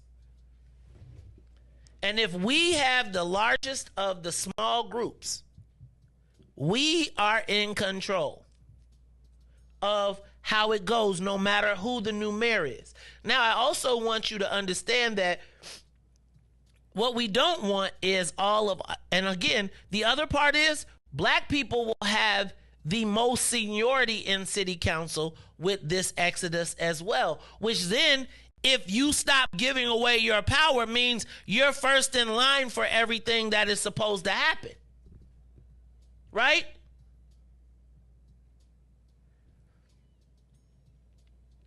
The challenge becomes, and I'm with everybody feeling like there's all these other reasons, and you could put that somebody's in trouble, they got issues, there's federal, whatever the reasoning is. The fact of the matter is you are now looking at a 6-person gap. Now, we as our generation, Generation X and Generation Y, need to make sure that we're on the same page with the Generation X and Y elected officials, black elected officials that remain. Because remember, none of them can be protected by the mayor. At this point, it's every man for himself. Right? So if you understand that it's every man for himself, but we as black people, if the ones that remain, then become at the top of the food chain, y'all, it's our time now. Now, saying that it is our time now means that when people like Chris the Critic, excuse me, I got to stop calling him Chris the Critic, when the 5th Ward alderman says that she's not running and there is a young, upwardly mobile black man who has financial wherewithal, etc., we got to say, we can't be all over the place. We got to say, okay, we're taking the 5th Ward. Why is the 5th Ward? And let me tell you what, it's going to be a battleground because what happens, Reese? 5th Ward is where the Obama Center is. So imagine if one of our generational people is now in control of the 5th Ward. And the 4th Ward, where Hyde Park and the University of Chicago is, where hundreds of millions of dollars in studies and millions and people come from all the world, that is going to be a crown jewel battle that has been left to the masses. Now, I tell you what, I don't know with the Obama library about to come, do the Obamas not jump in for Sophia King because they want to be in control of whoever's there? But what I'm telling you is, if you look at this map right now and you see all of the black people that have left, all of the people that are leaving, Vladimir Villegas is hiding right now, Jerome. He's going to be in a fight for his life because they stripped him and his crew of all the Northside Latinos got stripped. So he's in get down or lay down mode. So right now, guys, do y'all remember the scene in The Godfather during when Michael was at the christening for the godchild? And during that whole time, everybody else was getting killed. So while we busy watching the mayor's race, the christening, there is all of this work that needs to be cleaned up so that coming into May, we shouldn't be battling backwards, right? If we as my generation have an opportunity to step up and identify candidates that recognize, that have children that are in schools, that have their kids go to neighborhood schools or got to drive 30 miles to go to another school, if our people are in those decisions, if we don't have people who don't have our interests making those decisions, if we can take them, we need to assume them. I know y'all might talk smack to Jason, but he sits right in our age demographic. Now, what has to happen is those members of the Black Caucus have to now recognize that this is the moment. This is the moment. And can we get out of our own way to seize it? Let me tell you, the water crisis was to be an exercise to see could we in unison respond to an issue. What we know after this water crisis is people can hear, and when there is a message that resonates with them, they will react and respond. Now the question is, can we see the fight that is in front of us?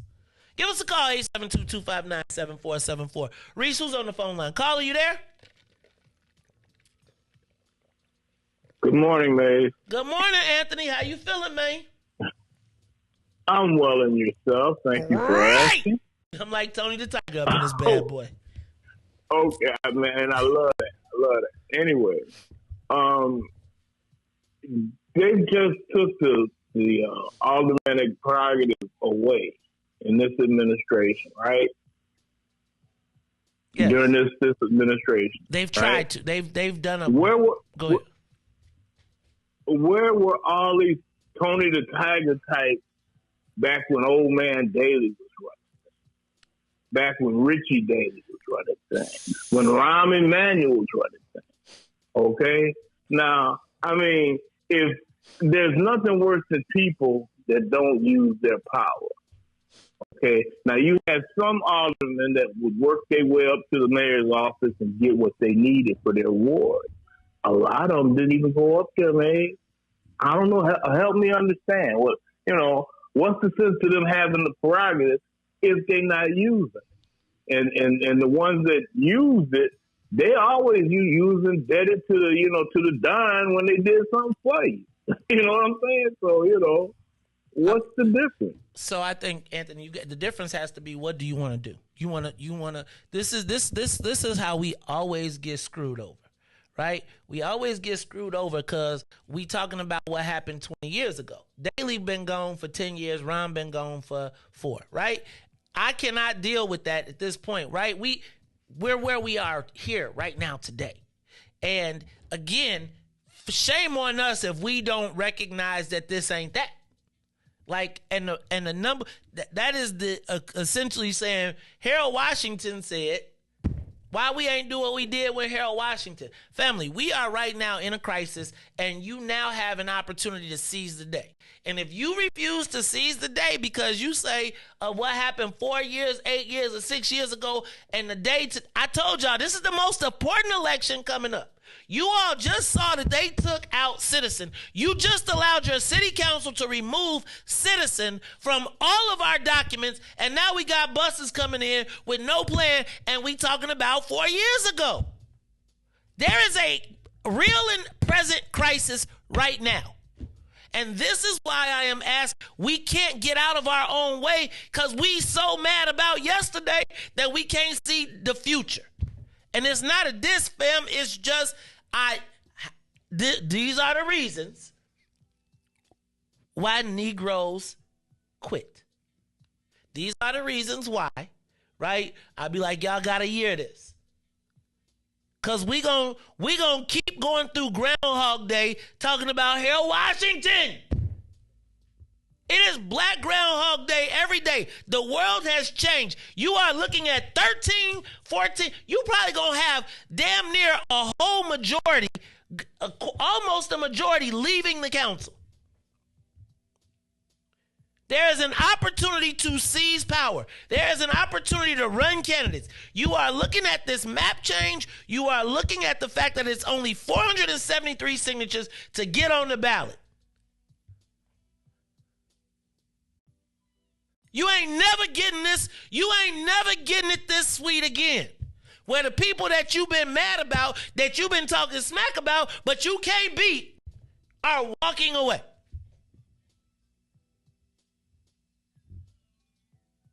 I'm not telling you what is the past. I am telling you a vision for your way forward. Or we can just keep waiting for the buses to come. Because guess what? If you don't say something, guess what? The world ain't changing. You think the bus is going to stop? Who votes? I keep telling y'all, I'm not tripping on the buses coming, but where is the money coming from? It's going to be the people who voted not 4 years ago, 8 years ago, 20. It's going to be the people that are voting in freaking May. Caller, you on the Maze Jackson Show. Caller? Oh, good morning, Maze. Good morning. Look at Claude Anderson gave everybody the blueprint of how to handle this situation. It's too bad that you guys that used to be the young Democrats aren't as organized as you used to be, where you could have people sitting in the wings waiting to assume these positions. But it's not too late. What you have to do now is get out there and recruit people, your people, who go in there following your orders, our orders, to look out for us. And once we do that, make sure we have people standing in the wings, to follow. And we don't only not do that in the city council, we do that in the state legislature. We have to start thinking in terms of continuity, and stop looking for white folks to come in and rescue our ass. I'm with you, brother. I'm gonna tell you. I think you're right. Like so I feel like the challenge is, and I gotta be honest, right? There's two distinct groups of black people in politics right now. There's the group of black people who kind of understood an older model that was built on succession, respect, deference, sort of like seniority. Then there is this model that has been successful, which is to skip all of that, go around, find white people to finance you better than your community can, and then jump into the spot. And I think the problem is there is a reward for black people who aren't black, if that makes sense. There's a set of, like, if you can demonstrate that you ain't too black and that the white folks are good with you, you can get millions and millions and not tens of millions, but you can get support. If you tell me a person tell me a black person right now politically that is willing to talk about even if you talk about it from the standpoint of the budget, these buses that are arriving and what it means, and not say a word about what's happening in Dixmore. I'm with you. It's just we have to make people have to be more fearful of black people than white folks. And right now, like, we got a point where white folks can call black people racist and get away with it. It's the Maze Jackson Show. What's up, caller? You on the Maze Jackson Show? Yo, what's going on, bro? What's up, Reese? What's cracking? What's up, family? What up, Devo? Nothing much, man. Just chilling, man. Man, if you stay ready, you ain't got to get ready. So you've been saying this. You've been beating the drum every day, getting more gray hair. You know what I'm saying? You've been saying this. So everybody who's been tuning in, it's time. It's time to sharpen up your swords, load up your magazine, load up your cartridges, get your shields ready, get your hair done, put your battle paint on. It's time. If you've been listening to this show every day, like many of us have, but it's only 20 people in the room when the calls go out, you know what I'm saying? I mean, I don't know what else you could do, bro. I don't know what else you could do. You provide a space, you provide the knowledge, you provide the skills, you provide the resources. You give everything, and all people got to do is show up. That's all they got to do, man. And I know the 20 that's going to be there, 25. I know the 30 that's going to be there. You know what I'm saying? So it's time for a lot of people to just get off the fence. It's the right thing to do. It's not for me. It's for my children. It's for your children. It's for our grandchildren in the future. We plant the seeds, but we never may see the tree, dog.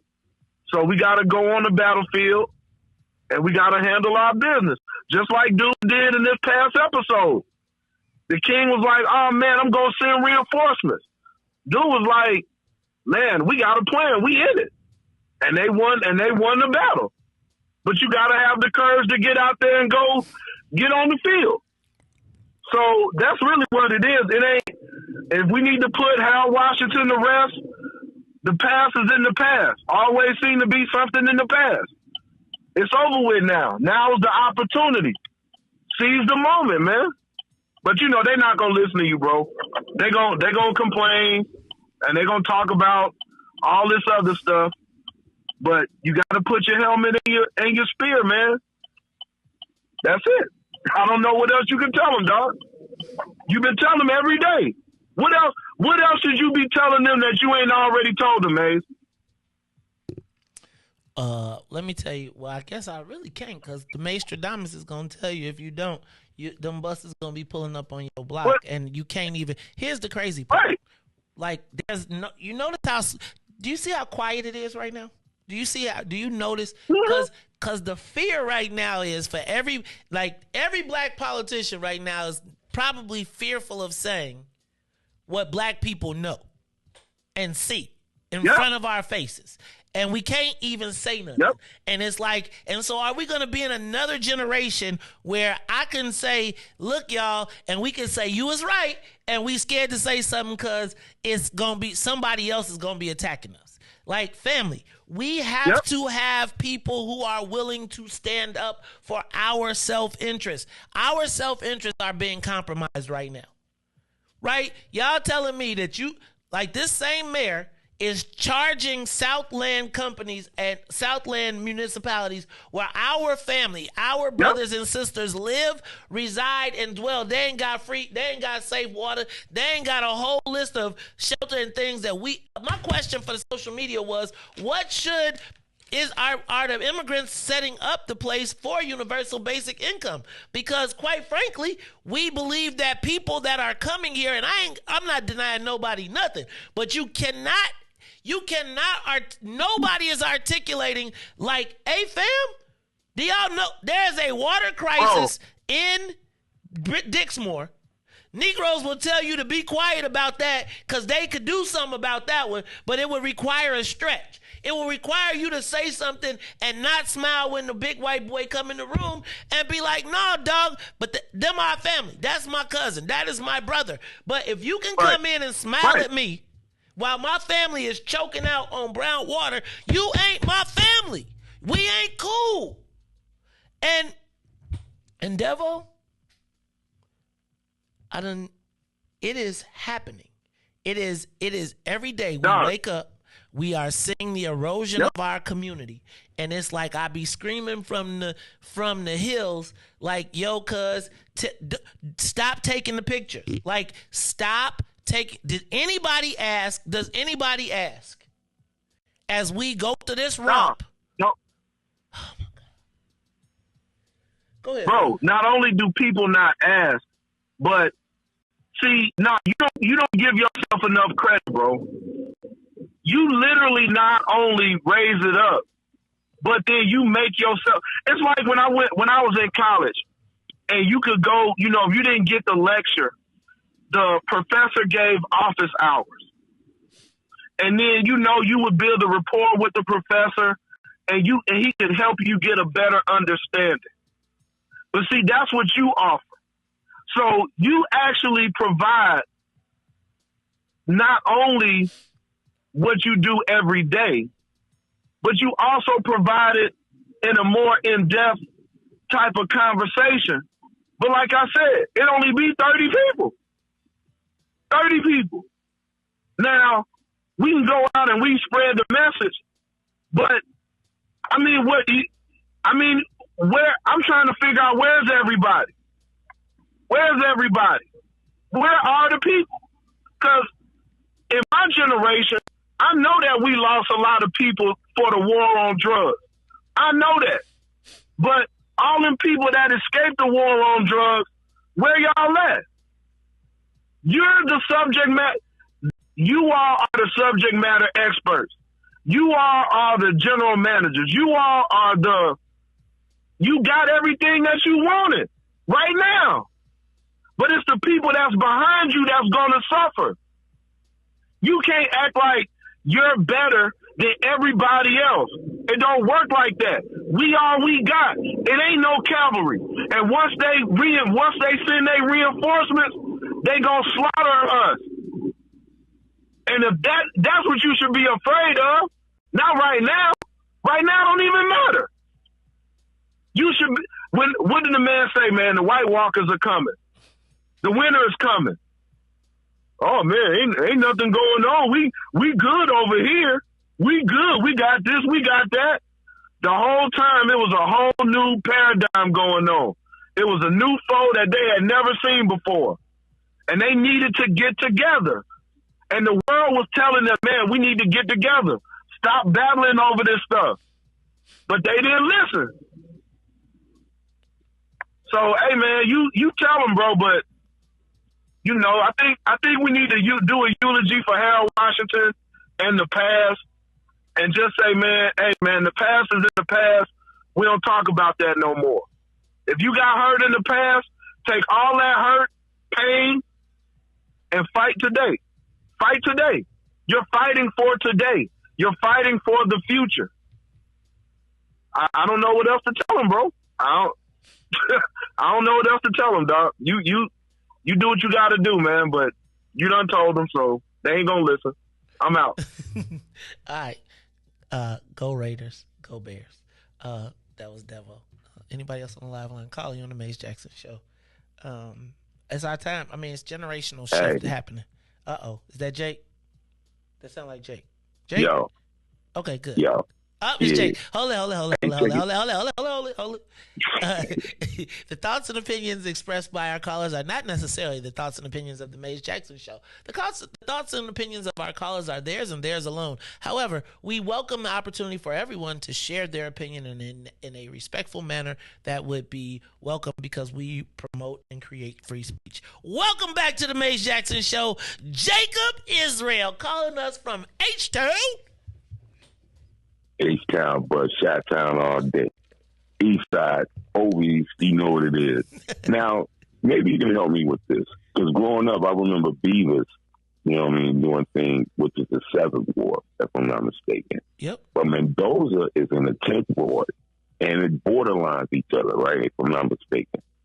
Because I heard somebody saying Jeffrey Manor is in the 10th ward. Right. It is. That's why I heard the Manor is in the 10th ward under Mendoza. Now, I was, blocks ways walk through the Manor or whatever. You know what I mean? That was like kind of like our rivalry. You know what I'm saying? Back in the day, 93rd, up to 91st, right? From 87 to 93rd. All right, so from 93rd, 95th over, that was the Manor over there. You know what I'm saying? Over there by Funtown. Yep, for the kids and you. 95th and Stony Island Avenue. For Funtown. I got that one. Used to come. You ever been to Funtown? Those days? Of course I have. Stop it, man. Reese don't even know what you talk about. Go ahead. All right. Yeah, but Mendoza, I heard her war got less than 30,000 people in it. And that area, man, is up for the taking. That particular Mendoza, and the reason why Garza. And what's the other, Muskowski or whatever they're like? What's the other name? Sadlowski Garza. Yeah. So that's Polish and Latina, or whatever you want to call it. All right. So no wonder she slid on through there. I was there, how did she must have married a Spanish guy or whatever you want to call it. Now that I heard that it's less than 30,000 people in that particular war, and that was what But the thing is, though, man, you can put us in the position. The thing is, once they're in the positions, what are you going to do? That's the thing. What are you going to do? Are you going to be for your people? Like you said, advocate for your people. What are you going to do? Just put them there in a position that they have the right mindset, that love their people. You know what I mean? If you don't love their people, if you do not love your people, it doesn't even make a difference. Yeah, we put them in there, but what difference do it make? So, My Jake, people suffer for lack of knowledge. I'm with you on that. I think this the part, though. I think that this is where I think the opportunity is. We usually wind up putting the same people back in because they got the seniors, et cetera, who have known them forever. What's happening now is with all these people resigning, it's like they open seats. And so to me, Jake, where we usually be putting the jam where we got to reelect people who have already proven that they ain't with us, we have a fresh, clean slate. And we got enough rebels in this, if we put the fresh, clean slate, that they push the old mugs that's already there to use their power. And even if not, then they override them. I just feel like we can't, and it's not that she don't got 30,000 residents, because when they redo the map, they split it up. I think this time it was 52, between 52 and 55. What she doesn't have, what they did was they was trying to screw Anthony Beale.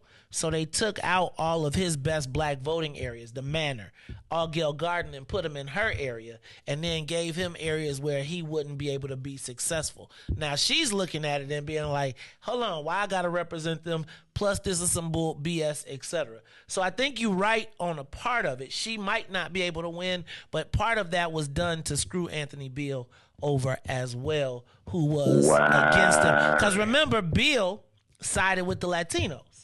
Right? So in the map process, he sided against the black folks. And this is my whole point. Like we get right now, we got an opportunity for all us to win. And it's like, but it's going to be all of these old fights that people are mad about that they going to start bringing up. And the new people can't start with the old stuff. And that was really my point, right? But understand the dynamic of this 10th Ward thing is they used the 10th Ward to screw Beale, but it wound up screwing Sadlowski as well, and then on top of that, hopefully some of these people that's running for mayor, everybody ain't gonna win. Okay, then you go get a meeting. Okay, well I'm not gonna win, and then they go try to be alderman, right? And I think now, as far as the privileges, you know, what I mean, the automatic privilege or whatever you call it, could the city council now, well, the new mayor, could they overturn that and make it back the way it used to be before? Yes. Okay. Yes. All right, man. Yes. Shalom. And that's the whole reason I keep telling y'all we cannot give away our power, right? Like, if you would have known 4 years ago that coming up this go-round, you're going to lose half of the people, and we could put our own people in those spots, and they could have the power that has been used against us for good, would you have given it up? And that's kind of my whole premise of we got to stop waiting for somebody else to do the work. We want somebody else to be like, man, them people, we either got to get up and vote them out, or we got to work with them until we get them there, or we got to scare them enough that they scared that they go against us. But we want it all with no work. Caller, you on the Mace Jackson Show. Good morning, Mace. How you doing? All right, who there? It's Miko. Oh, what's up, Tamiko? How you feeling, sister? Oh, that song got real low real quick. What? Good morning. I hear a lot of talking this morning, blah, blah, blah. I got my statement of candidacy in my hand. I'm just waiting on an attorney to talk to me. Going to pick up one set of petitions today and waiting to talk to an attorney for the second set of petitions to see if I should get the second set of petitions. So what we gonna do? Because some more announcements is coming. So if we was paying so much close attention like we should have been, we knew all of this was coming up. Because a man don't get a chance to sit around and wear a wire on nobody for a whole X amount of years and get all the way up to the top and don't think others ain't gonna fall. If we was really paying attention, or if we real good students like we get on this radio and talk to you like we think we are. Correct me if I'm wrong, poli-sci teacher. Because you are a good teacher. And if we can put 2 and 2 together and get 4, we knew this was coming. So what? Now it's the people's movement for real. Okay. So I think the premise would be just like you're doing. Everybody grab. Here's what I would say. I would say that we need to look at all the open seats, and we need to say who is running, who is in those areas, and who is running. Whether we decide who the candidates are or we decide who we're going to support. Right? There isn't an approval process. Right? So there's no Mays Jackson. Whoever's making the decision to run, right, has made a decision to run. Now the key would be, who are you asking for your support, right? Who is supporting the movement, etc. Now, if it's a concerted effort, then we do it together. If it's an individual effort, then we decide how we're going to proceed going forward. I think right now and again, I don't really know how to take that except to say that the job here is to create awareness, right? The job of the morning show is generally to create awareness. Now, for the last 7 years since I've been on the radio, I've been telling you about the things that are happening, right? That's my job. I'm not a candidate. I probably am going to be a candidate, but I kind of feel like, what do I do minus the people? What do I do minus the people? What I can do is make you aware and ask you to take action or participate in an action that I take myself. And the action that I take myself is to get up and teach every morning at 6 a.m. Right? Now, what you do with that information, that's not necessarily does not reside with me. What you do with that information is how it moves you. It may move you to run for office. It may move you to support a candidate. It may move you to go ask someone.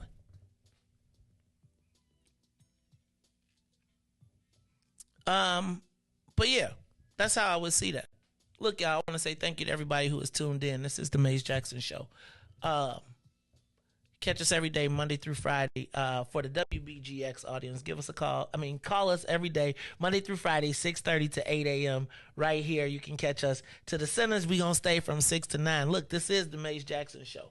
Y'all, I would say that I really don't care why the exodus is happening. Honestly, I don't. I don't care if it's indictment. I don't care if you got a new job. I don't care if you got caught on the wire. I really don't care about that. What I care about is the fact that there is a generational opening, right? A generational slot. And the challenge to me for us is often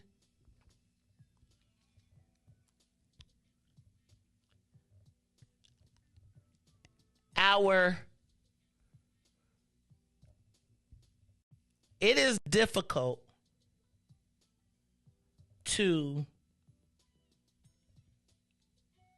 move forward backwards. Does that make sense? It's hard to move forward thinking backwards. It's hard. What I have to do every morning is get up and not let yesterday stop today. And oftentimes, we'll let yesterday stop today. If yesterday can stop today, there will be no tomorrow.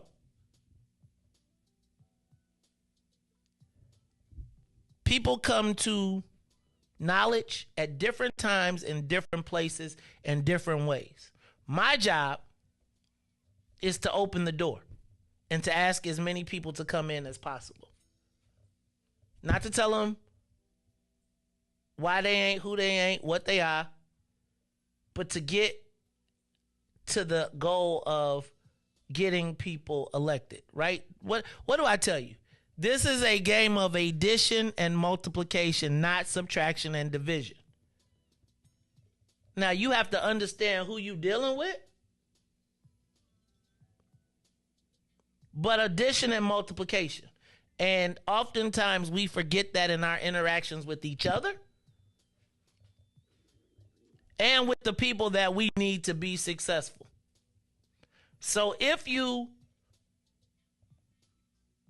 play the person that you're going to ask for, if you need the public to vote, then you got to figure out how do you get them to vote for you and not have a reason to be against you. Because people will always have a reason to be against you. Why are they for you?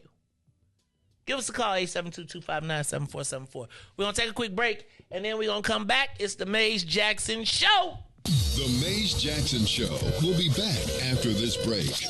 This is Monster Jam, the official Monster Truck Series. Witness the world's best drivers competing in your favorite Monster Jam trucks. Be part of the action. Let's hear it. Make some noise. Brought to you by Great Clips. Get your savings coupon from participating Great Clip salons and save 20% on select tickets. See savings coupon for restrictions and details. Coming to Allstate Arena September 16th through 18th.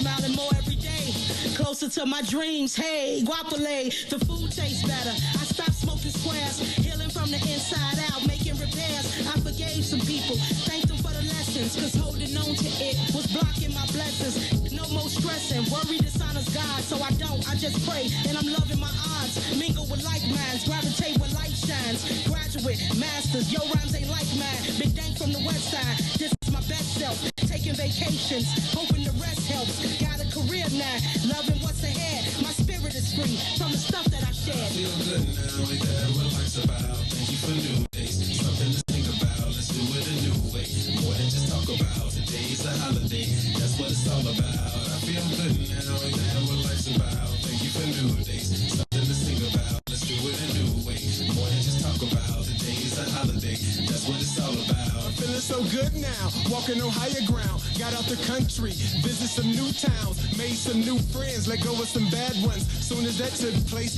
everything got fun. My life started going up, opportunities showing up. I'm back where I want to be, no headaches and throwing up. Reconnect with the homie, it's positive energy, vibes and wavelengths. It's all about frequency. I'm back with my first love, it feel like the first time. I'm back in the studio, this ain't my first rhyme. I wake up every day, blessed as heavenly. Before I ain't say much, now I got much to say.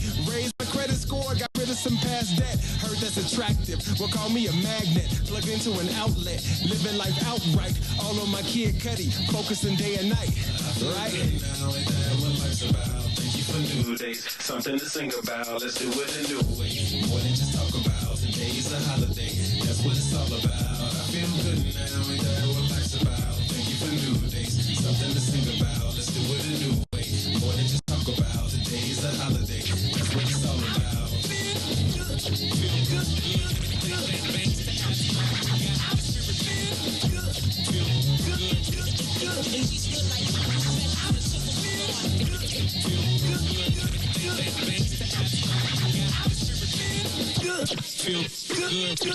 See my state get busy. That's the cardinal rule. Back to the Maze Jackson Show. You are listening to the most dangerous show. This is What's in It for the Black People Radio. Maze Jackson. Maze Jackson, the most vociferous advocate for black people in the world. For Ruthie Moore, for Todd Stroger, I am the host of the Maze Jackson Show, asking every single day, what's in it for the black people? And if you don't like it, you can still tell them Maze said, Mayor Lightfoot, man, we ain't accepting that. We ain't accepting that. Let's go. Yeah.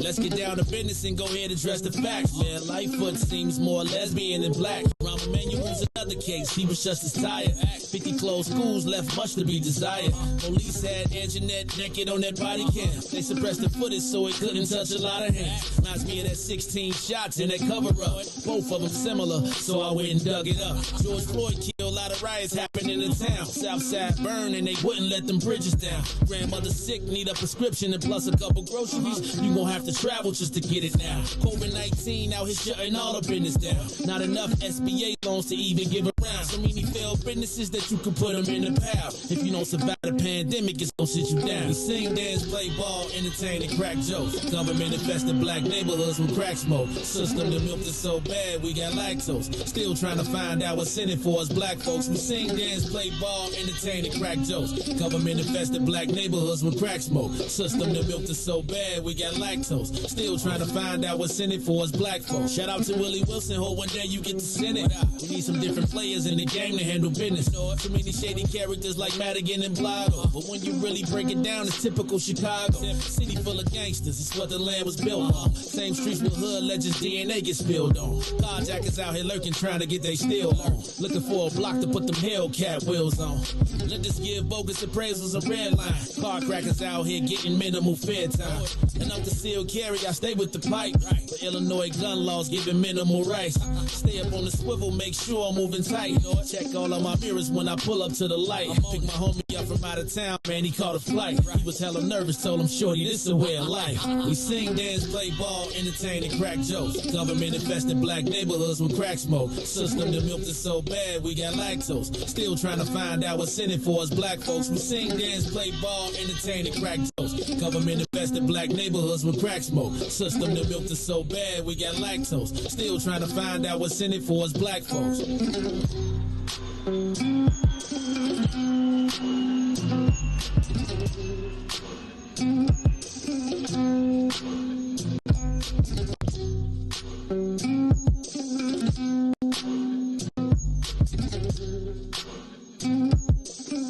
Wake up, Chicago! Wake up, world. This is the Maze Jackson Show. I'm your host, Maze Jackson. Got my man, DJ Reese, to rule on the ones and twos. And man, bro, I'm going to tell y'all, it's hard work, man. Hard work being Maze Jackson. Can't win for losing. Can't win for losing. Say something. Don't say something. Do it. Don't do it. Right? It's like I can't go to the grocery store. No, let me back up. I can't think of the recipe, read the recipe, go to the grocery store, pay for the ingredients, transport them back home, take out the mixer, make the cake, bake it, frost it, cut it, serve it, feed it to you. And then be there to wipe up after you dispose of it. Like somewhere in the universe, family, this can't rest and reside with me. Right? It's like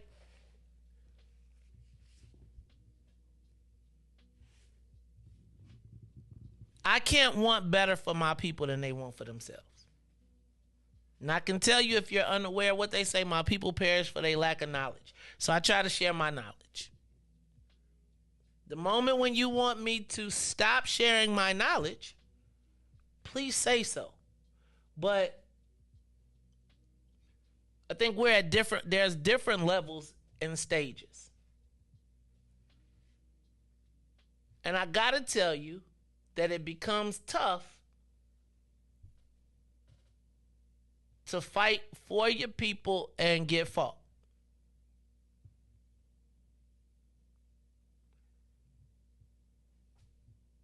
It's just tough. And it's like, of my 24-hour day,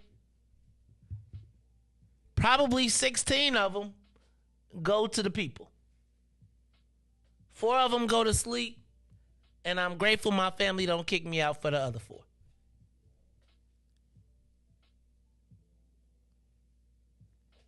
Like, Femo. Yeah, man, and I'm freaking human. I just be like, man, Joe, I don't wake up to hurt my people at no point. If the information is bothersome, well, can you imagine how I feel? And I often think, how much do I owe?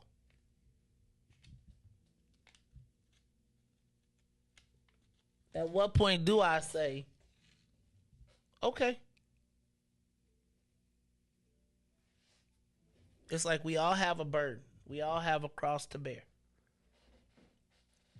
Some of us, the cross is heavier. But we all have our cross. I want to read an article that was sent to me a couple days ago. And it goes in line with what is happening. And it goes in line with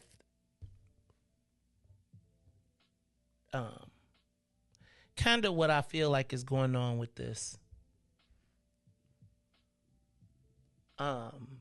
crisis that we got going on. And I just want to put y'all in one more thing. Let me just say this. We got to win elections. Not just be in them, but win them. Right? We have to. And so I think it's incumbent upon that when you think about it, how you present. Right? And these are all the things that we'll start to talk about, because I do think I'm going to host my own candidate school. And it'll be a living, working, breathing document. I mean, I'm not taking away from what anybody else is doing. Not taking away from anyone else's knowledge. But I think that personally, me, Maze Jackson, not speaking for the organization, not speaking for BP1, not speaking for what's in it for the black people, speaking for me as Maze Jackson, who has worked as a political consultant and candidate and campaign manager for multiple years before I ever knew anybody here.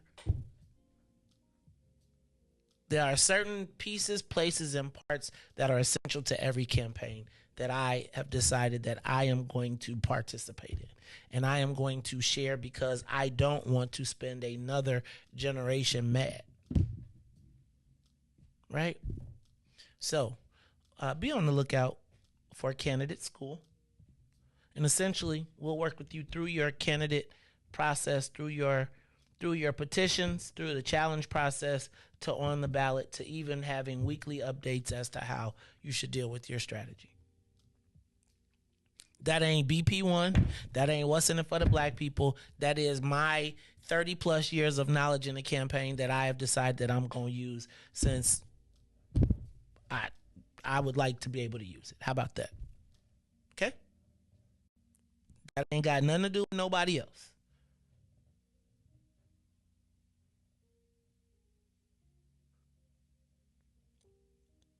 I only live in one neighborhood. So I wake up and I tell you what's happening in all the neighborhoods. Ideally, somebody from said neighborhood would hear and say, let me take up this mantle in my neighborhood and let me link up with like-minded people. What I say is, this is what's happening. Is it happening to... Remember when I told you the origins of what's in it for the black people? The origins of what's in it for the black people, let me just go all the way backwards, was what's in it for Maze. I make no bones about that. I am a businessman. Now, you can't be a businessman and be black, though, because they will challenge your business acumen every time. But what's in it for the black people originated with me being like, man, I am trying to do business, and every time I have a challenge, I run into these walls. And as I looked around, black people were running into the same walls with me. Not because we were on the same team, but the commonality was black people kept running into the walls no matter what industry. And hence I said, instead of saying what's in it for me, I said what's in it for us? What's in it for the black people, us collectively? Because they was calling us, they were saying people of color and all type of stuff. And then it evolved into groups of people who felt the same way. But it always revolved around, how do we do? What I was seeing for me was hopefully something that you were seeing for you, and hopefully it inspired you to some action, to take action in the space that you were in, because you weren't the only one alone. It's kind of like being in a business association when you having challenges making payroll, and then you realize that there's other people that have challenges making payroll, and y'all get in a room and y'all say, let's share what my solutions were to making payroll. And all of us as black people, maybe this is the bank that we should use because they understand our challenges. But please don't penalize me for trying to share, for trying to make a better place for our people. Like the worst thing in the world to me is when you trying to do something good and it turns into something bad, because then you just be like, why am I doing it in the first place? That's why we don't do no shows here. That's why ain't no more doors. That's why the doors of the church ain't open no more. You know why? Because you try to do something good and it turns into something bad, and then you just be like, well, like, it's costing me to do something that I just wanted to help. Now you mad at me because I want to help. Now I'm not, and that's not directed towards anybody. But I will tell you, you can definitely run people away or make them close their doors or say, I'd rather just not deal with it. And it's tough. I got to tell you, it's tough every morning. Reading stuff and being with 16 or 22 people and saying, look, y'all, this is happening again. And maybe it's better I just don't talk about it. Perhaps that's the answer. Inspire my kids to action.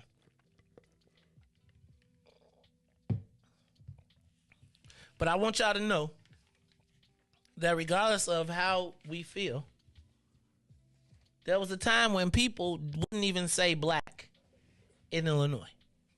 I just want y'all to remember that. I just want you to remember how many times we fought to just make people. There was a time when we talk about people of color. We was all claiming people of color. People that look like me. Everything but black.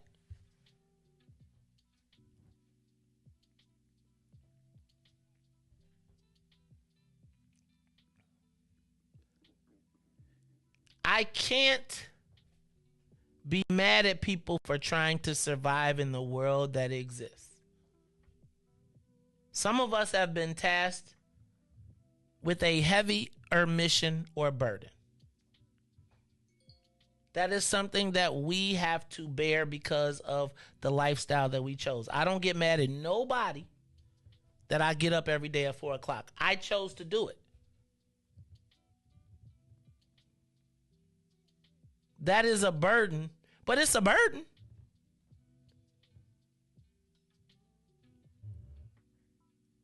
And so I try not to judge nobody for what they do or don't do, because I don't know what goes on after 5. I don't know what goes on behind their doors. I don't know what bills they got to pay.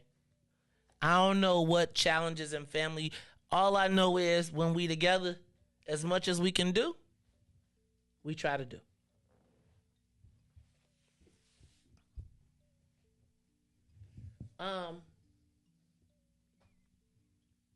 I would prefer to be wrong. Honestly. I would prefer that there was no need for this show.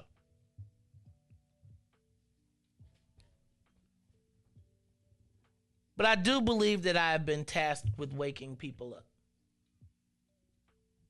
I do.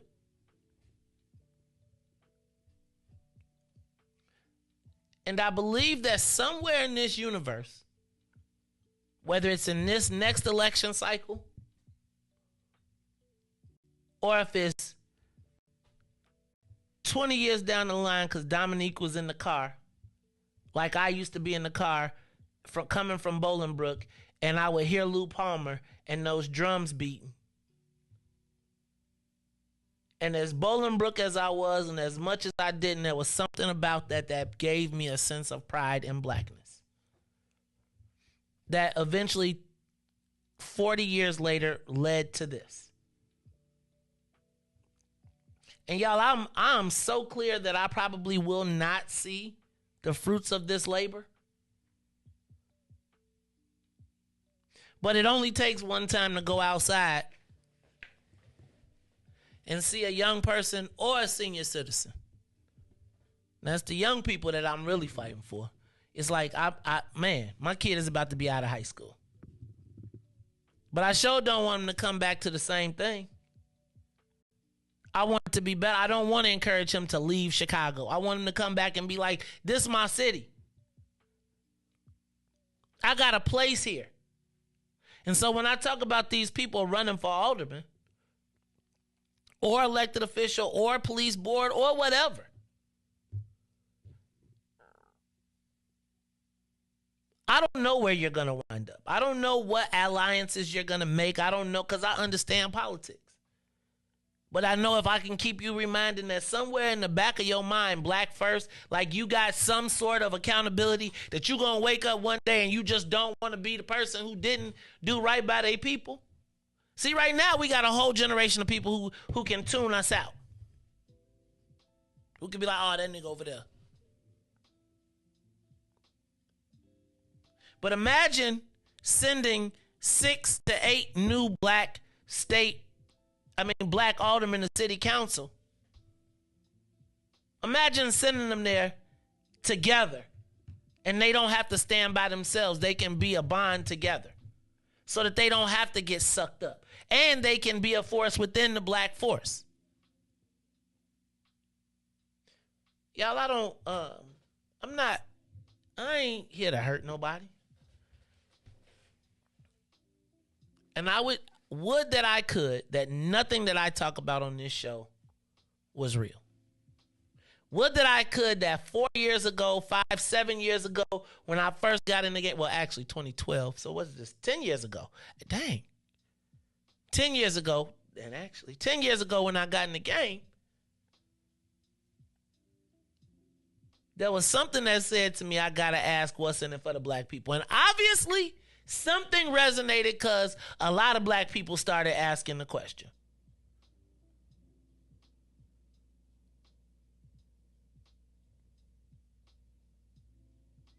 That has blossomed, that question. Think about what that question has blossomed into. Across the state, where people now feel like they got to say black. What's they say when you're alcoholic? The first thing is admit it. Gotta admit it.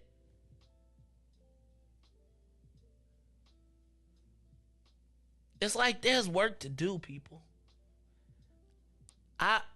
I'll be honest with you, I ain't waking. It's like reading the newspaper makes me mad enough. Do you understand what the burden of reading the newspaper is for me?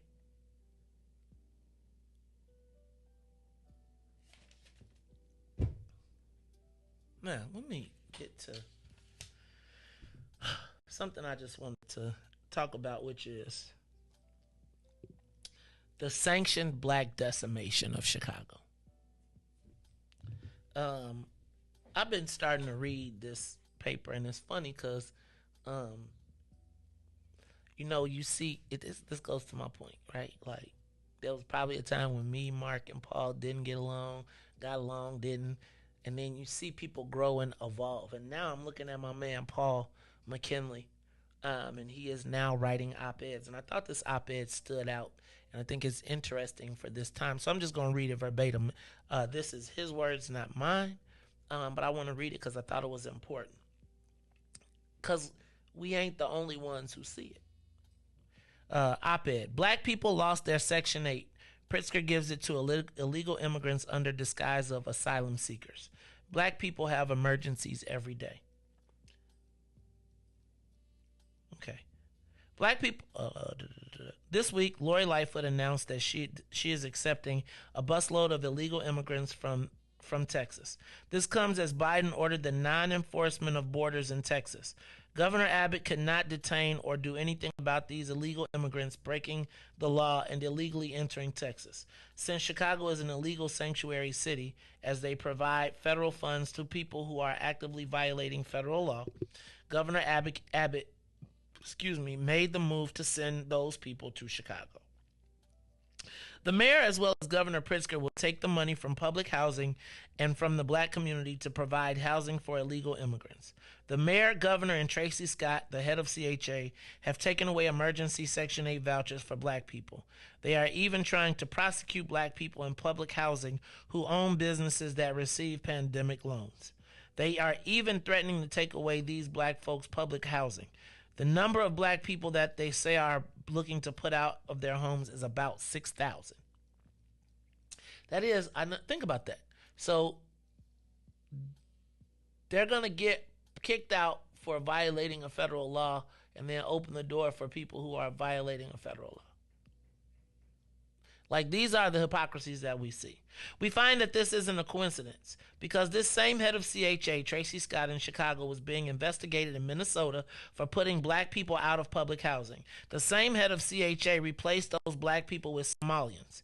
Now Minnesota has a very large Somalian population, and the result is a huge increase in black homelessness.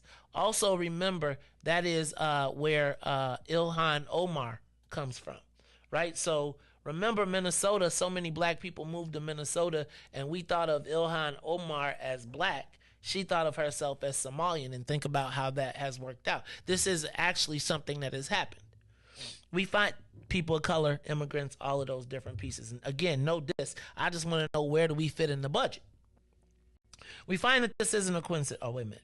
When CHA CEO Tracy Scott was leading the public housing units in Atlanta, she was consistently under investigation. According to the Defend Glendale and Public Housing Coalition in Minnesota, the Atlanta Housing Authority displaced roughly 50,000 residents, handing them Section 8 vouchers, which became increasingly hard to use in a quickly gentrifying city, The Guardian reported. She has a history of putting black people in a situation where their vouchers don't mean anything. And now she's in a situation claiming that the 6,000 black CHA Chicago residents need to be put out of their houses because they merely received a federal pandemic loan. This is a violation of their 4th and 14th Amendment rights. It is not illegal for residents of public housing to have a business. According to federal law, specifically Section 3 by CHA, contracts are supposed to go to residents of CHA that in fact own businesses. CHA CEO Tracy Scott breaks federal law in regards to Section 3 by not giving those public housing residents that own businesses their contracts. Now she's trying to evict them from their homes to give their homes to illegal immigrants while using the fact that they own businesses and receive loans as an excuse. This is an outrageous travesty that needs to be investigated. How is it that illegal immigrants are violating federal laws yet receive emergency vouchers? Why can't black people get their emergency vouchers? Why are black people being kicked out of public housing? Tracy Scott has a history of messing over black people from Atlanta to Minnesota and now Chicago.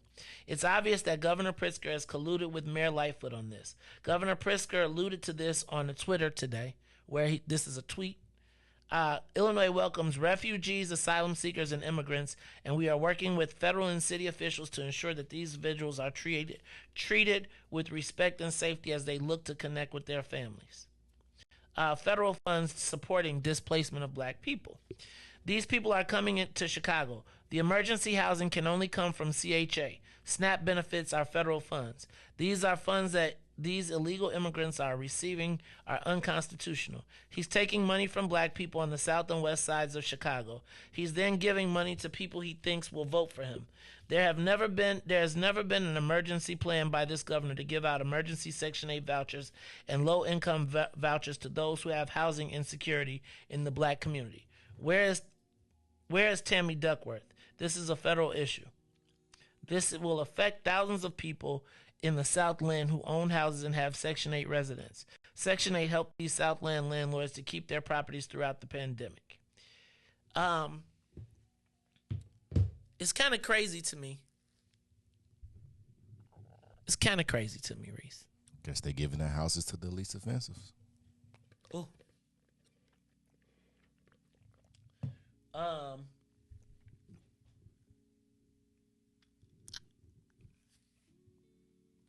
I asked yesterday.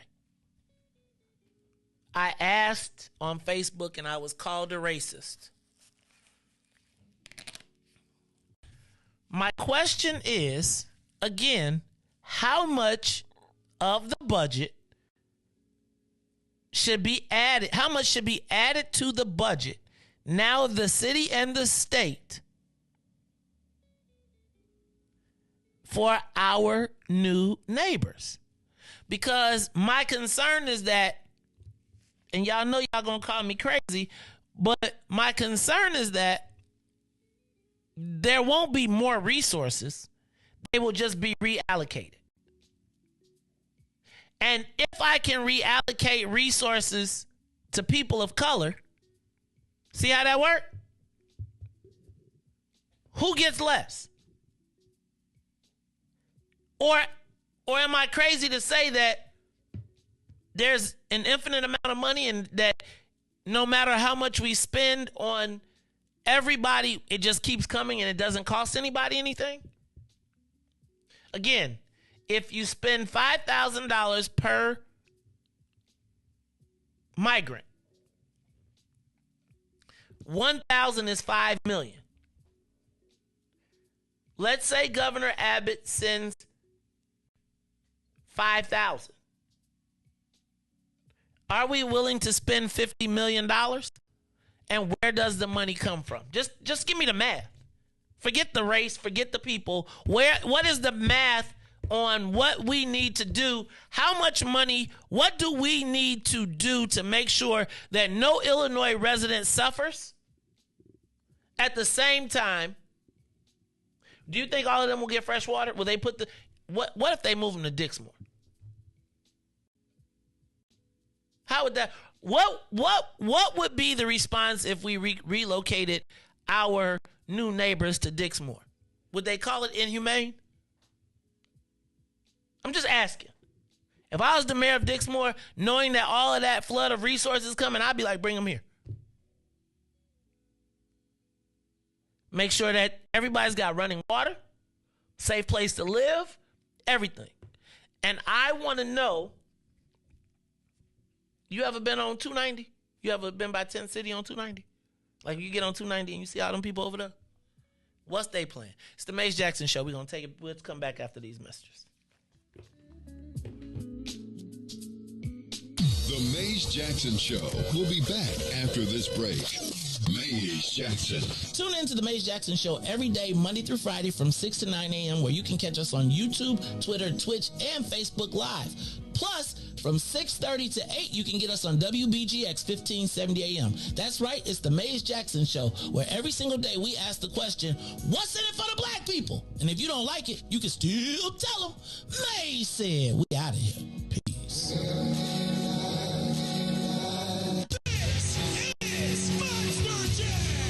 The official Monster Truck Series. Witness the world's best drivers competing in your favorite Monster Jam trucks.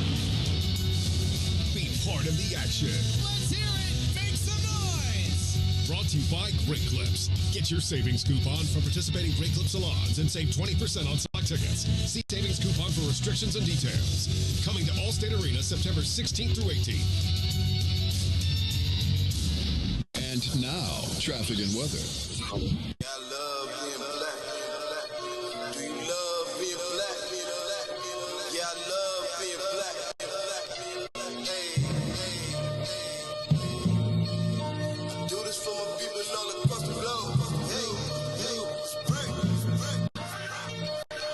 Good morning. What's in it for the Black People Media family? The time is now 8:37 a.m. I'm Reese the Ruler with your Chicagoland area traffic and weather report.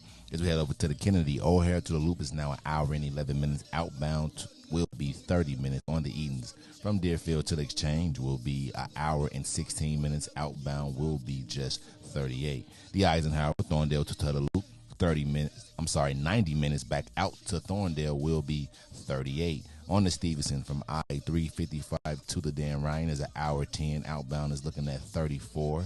While we go to the Dan Ryan, which is 25 minutes to the Loop, 14 minutes to 95th. On DuSable Drive South, 55th to Jackson is 14 minutes. Jackson to 55th is still 7, while on the north side, Randolph to Bryn Mawr, 8 minutes, but Bryn Mawr to Randolph is now 14. Today's weather is currently 70 and mostly cloudy. Today will be a high of 75 with a low of 62. I'm Reese the Ruler. Happy Wednesday. It's the Mace Jackson Show. I love my people, hope they love me black. I'm going hard and ain't no holding back. Watch me react, I put my fist up in the skies like a beacon for believers that one day we return to our greatest shit. We seek it all the glory we can obtain it, keep reaching, keep reaching. I'm painting this picture, I hope you see it. Guess what the theme is? I love being black. We turning up, I love being black.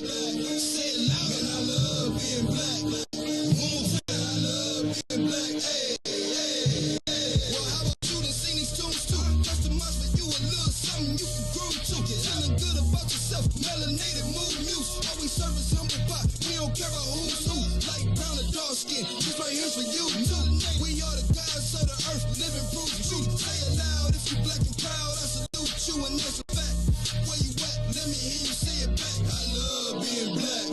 We turning up, I love being black. Say it loud, man, I love being black.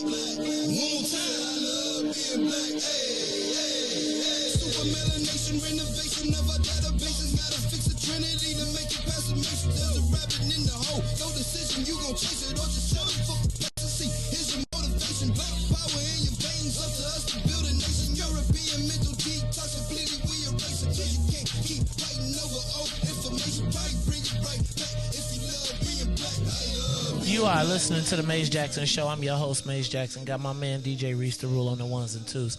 Y'all, it is the Mace Jackson Show. Up, and I am. I was thinking about Mayor Lightfoot, and I was thinking about everything that's going on, and I was thinking about freedom fighters and all of that, and I was just thinking about the mayor in proximity to the 48 laws of power. And I was thinking,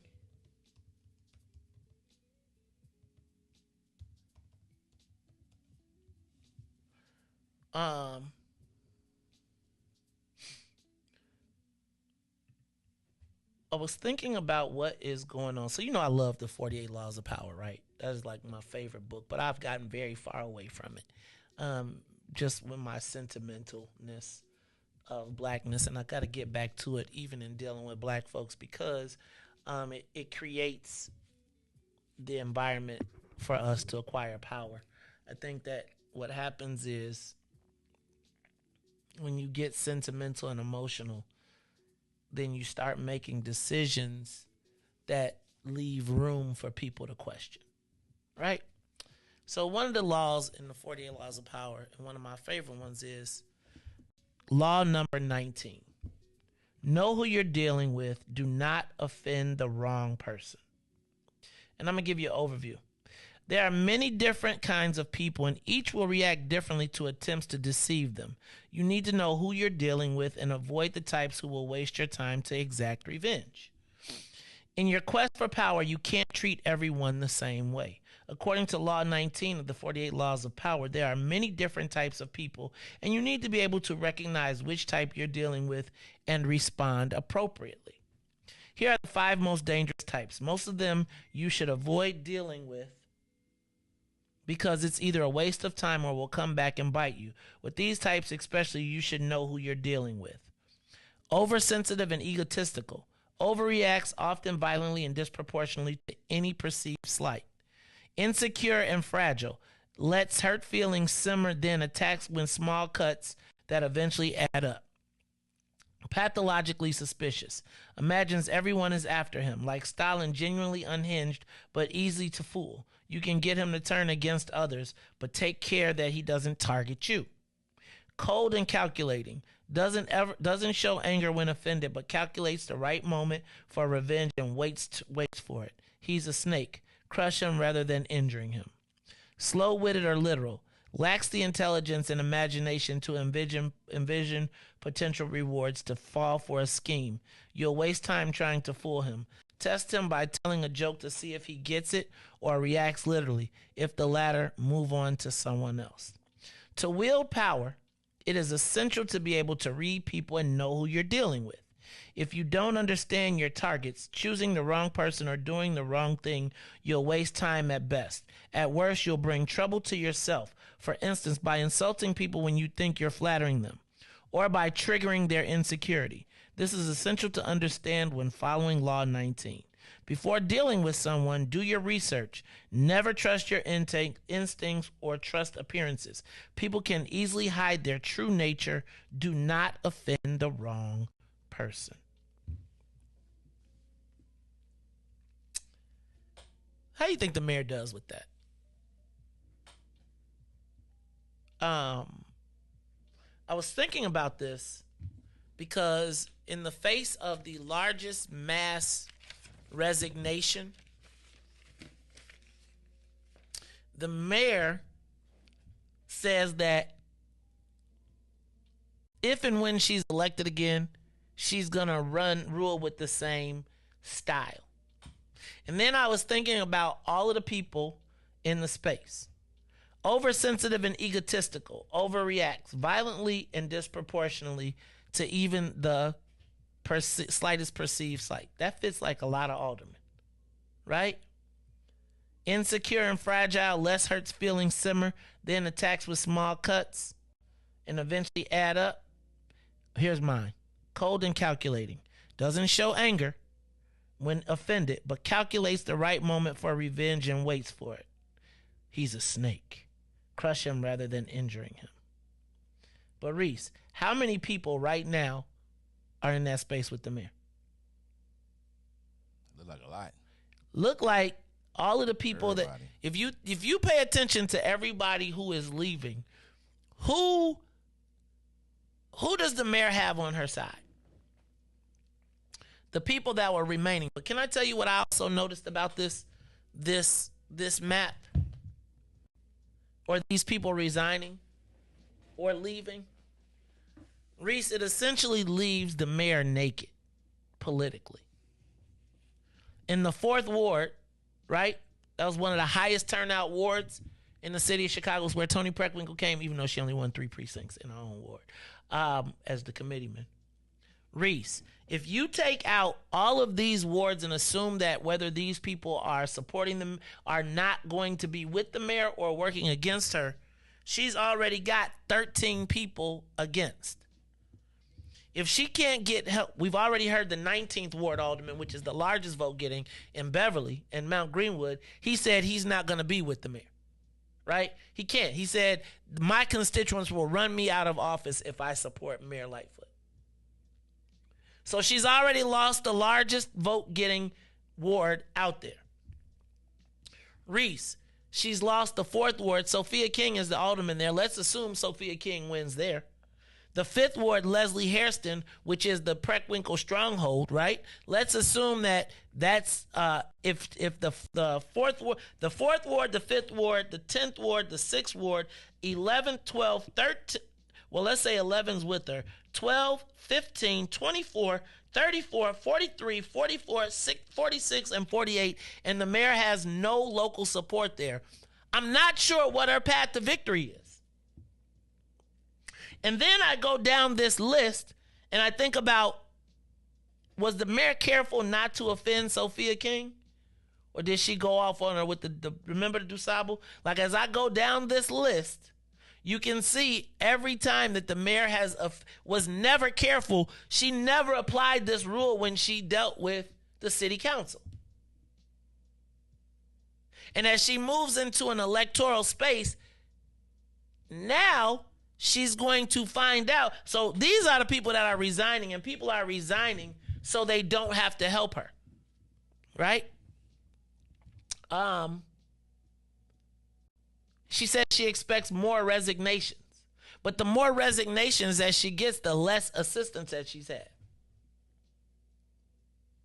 Reese, we are now in the space for a generational change in power, whether Mayor Lightfoot wins or not.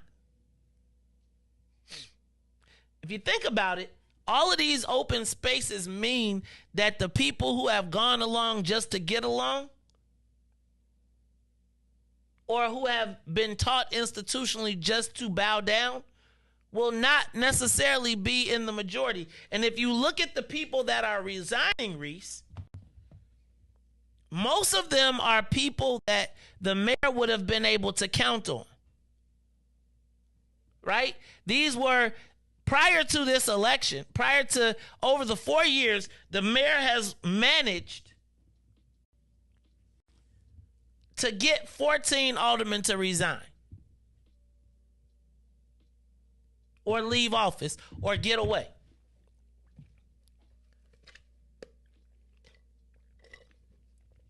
And Reese, even in the event that she gets to appoint new people to go into those spots, but most of them are staying, Reese, until the end of their term, which again means that, remember, the mayor still has to pass a budget. How many of these people voted with the mayor on the budget last time? Now, if you are shrewd and you want to cripple this mayor going into this election cycle, you start to put pressure on the remaining aldermen not to support her budget. Now, guess what that means, Reese? Remember when we saw that story about the mayor saying that she gave every alderman $100,000 in micro grants because she needed that to pass her budget? Well, what does she need to give the Black Caucus? Because if I'm the Black Caucus now, I'm squawking. Right? I'm saying, why should I support this mayor's budget that's going to make me pass a property tax increase? So now, Reese, you got to ask yourself, has the mayor offended enough people that she can't pass her budget?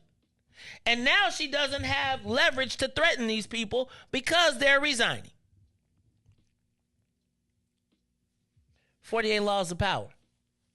See, like 4 years when you, at the beginning of 4 years seems like a lot.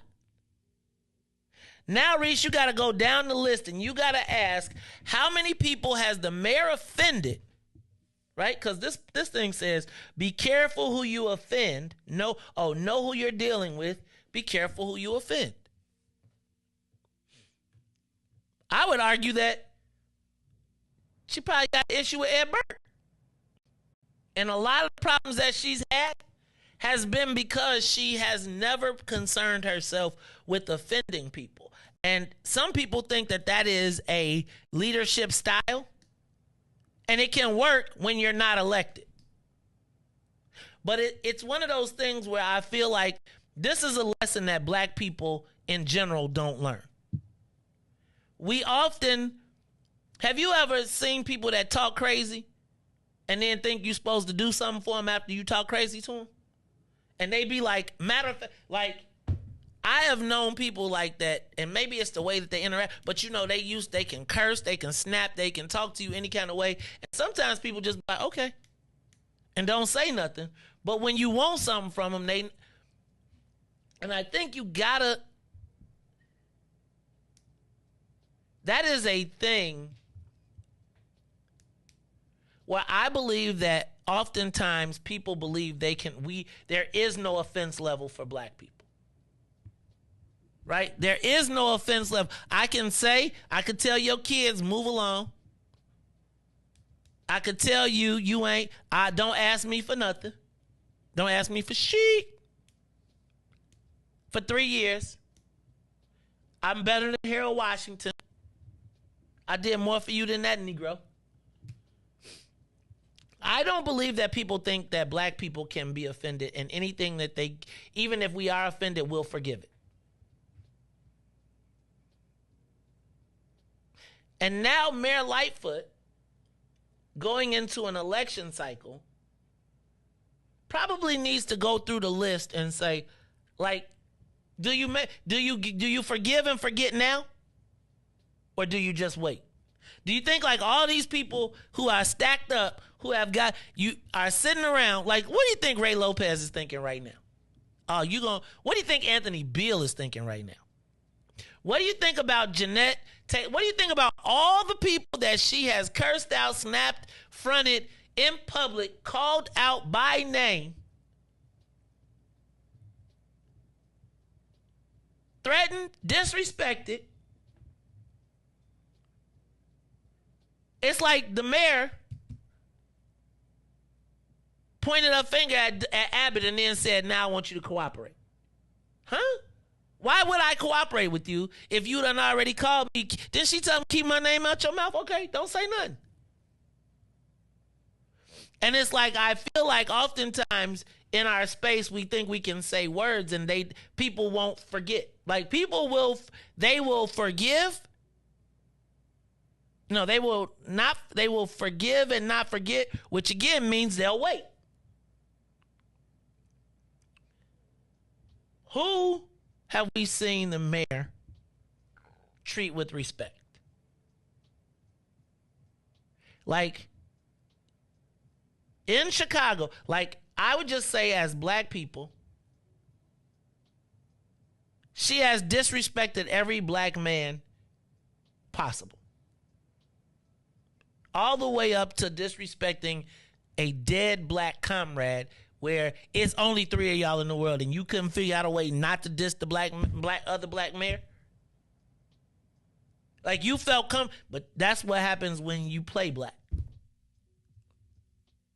You play a black person on TV. So now my question becomes, who hasn't the mayor offended? And some people would tell you black women. And I got to tell you, I know Anjanette is straight. But for the life of me,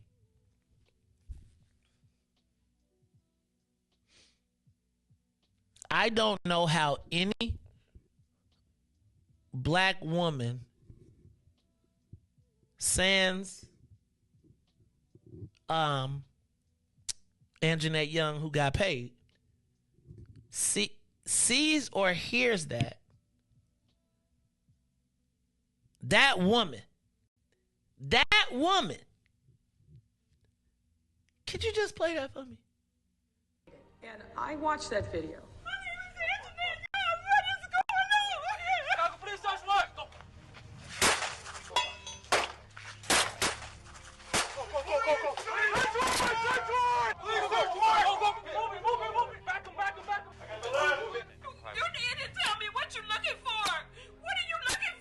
Now, this case was litigated in federal court. The federal judge put in place an order. There's allegations that she has violated that.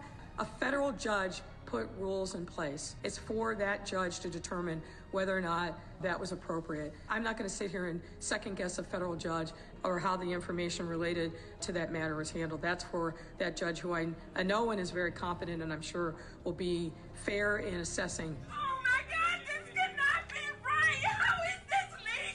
Because the COPA has not yet made a decision in 22 months on this?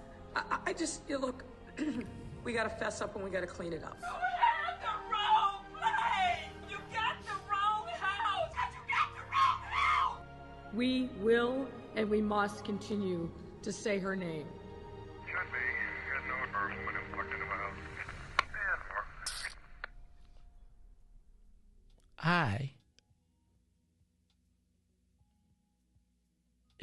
It blows me that I'm still offended by that. That I'm still bothered by that. That I can't just be like, okay.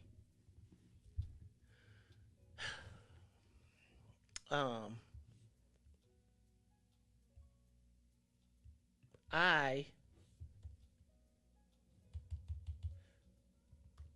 cannot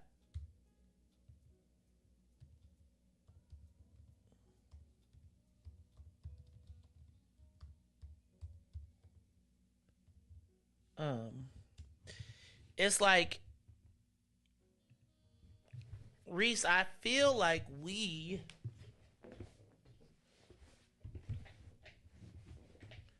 are still owed an apology.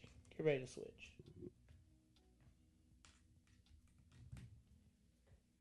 I feel like it's not. Turn it down. Don't let it come up yet.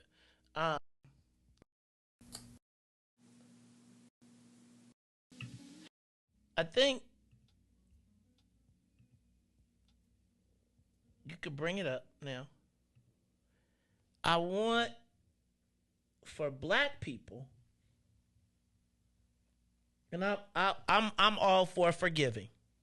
I'm even all for forgetting. But I do feel like somewhere in this universe, before we go off the deep end, oh dang, I didn't even know. Let's do it here, Reese. Just turn it up. You got the thing on. I just play. Okay. Hold on to your love. I just want to make sure that, because I don't think that they think we get offended. And I got to tell you, I just remembered this. We can't expect our police,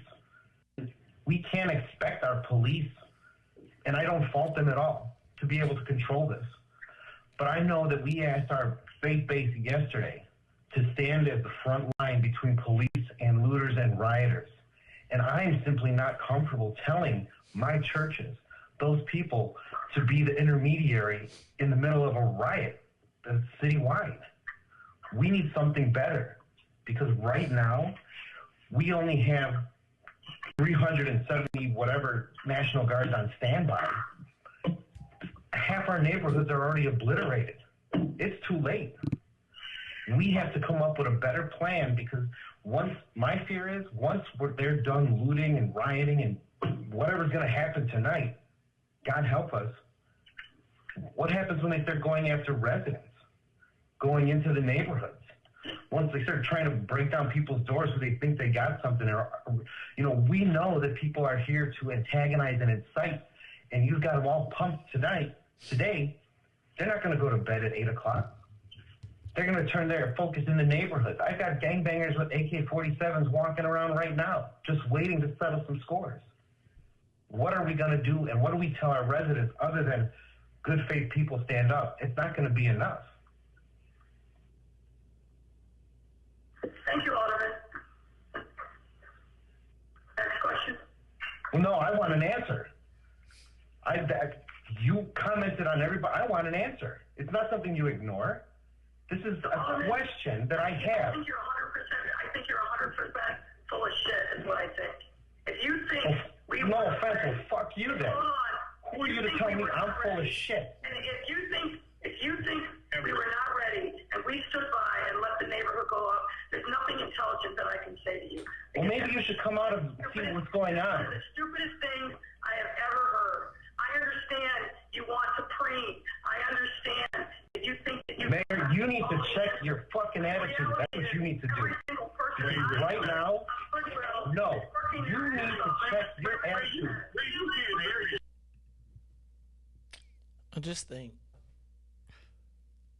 I know you like it, Reese. Maybe that's that. Y'all be doing you millennials and all this abuse, and you millennials and all this extra stuff, and y'all, maybe that's one of the... Be a brave man to cuss the mayor out. I mean, did you remember what was happening in our community? Still, but you gotta, how you talk to somebody with, how even though you want to say something, but because they over you. So Reese, and part of our problem is like, so even as our people were physically under assault, like they were straight up physically being assaulted. They were people. Do I need to pull up the video? I feel like y'all because it's been so long, and that's why it's like you don't have to be careful about offending black people, because you niggas gonna forget anyway. You gonna make an excuse for it. Like, this crazy to me that everybody knew what was happening, and it took Ray Lopez to say something about black people. Now, I wish that this mayor's race was extended to Dixmore, because I bet you somebody would be out there pouring up the water and turning it on. It's okay, though. Let me just go ahead, because we have a new sponsor. So turn up the switcher. I'm going to turn this on. We're going to go ahead and get our new sponsor then, Reese. We're going to come back and we're going to close it out. But let me turn on our new sponsor. I think I got my new sponsors. Ready? What happened? What had happened was, you got the volume up on the switcher? Okay, well, looks like we didn't get that one. No pay that right there. So, well, that, hold on. That black spot. Let me take that out. We're going to have to redo that. So, since we can't do that one, here is one from, hold on, the illustrious Reverend Dr. Willie. I'm Dr. Willie Wilson, and I approve this message. Illinois' population loss was the third worst amongst U.S. states from July 2020 to July 2021. 2,400 businesses in the Chicago area will never reopen due to the COVID-19 pandemic. As mayor, Dr. Willie Wilson will work hard to restore Chicago by lowering taxes to keep people in the city, helping small businesses get back on their feet, and expanding access to infrastructure. Dr. Willie Wilson, leading Chicago to a better tomorrow. I approve this message. I'm going to tell y'all, there's a mayor's election going on right now.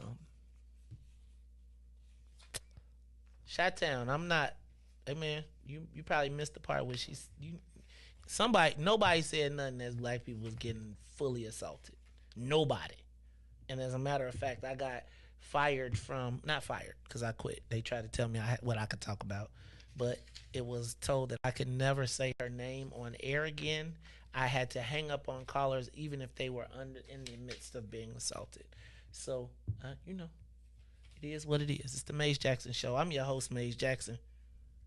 And I think they was having their own, they share a community. So they could do that with each other. Look, y'all, this is the Maze Jackson Show. I'm your host, Maze Jackson. For my man, DJ Reese, the ruler, and Ruthie, I am the host of the Maze Jackson Show, where every single day we ask the question, what's in it for the black people? And if you don't like it, you can still tell them.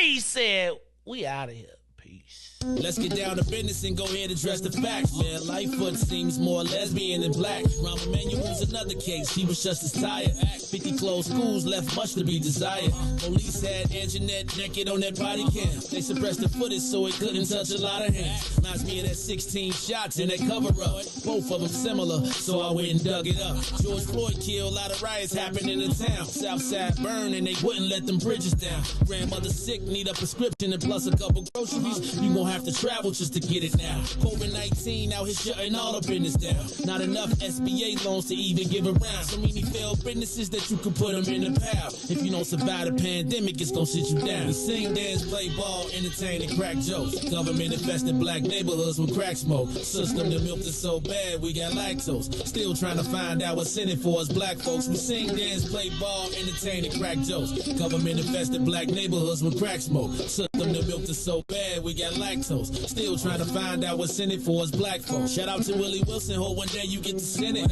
We need some different players in the game to handle business. Too many shady characters like Madigan and Blago. But when you really break it down, it's typical Chicago. City full of gangsters, it's what the land was built on. Same streets with hood legends, DNA get spilled on. Carjackers out here lurking, trying to get they steal on. Looking for a block to put them Hellcat wheels on. Let this give bogus appraisals a red line. Car crackers out here getting minimal fair time. And I'm still carry, I stay with the pipe. But Illinois gun laws giving minimal rights.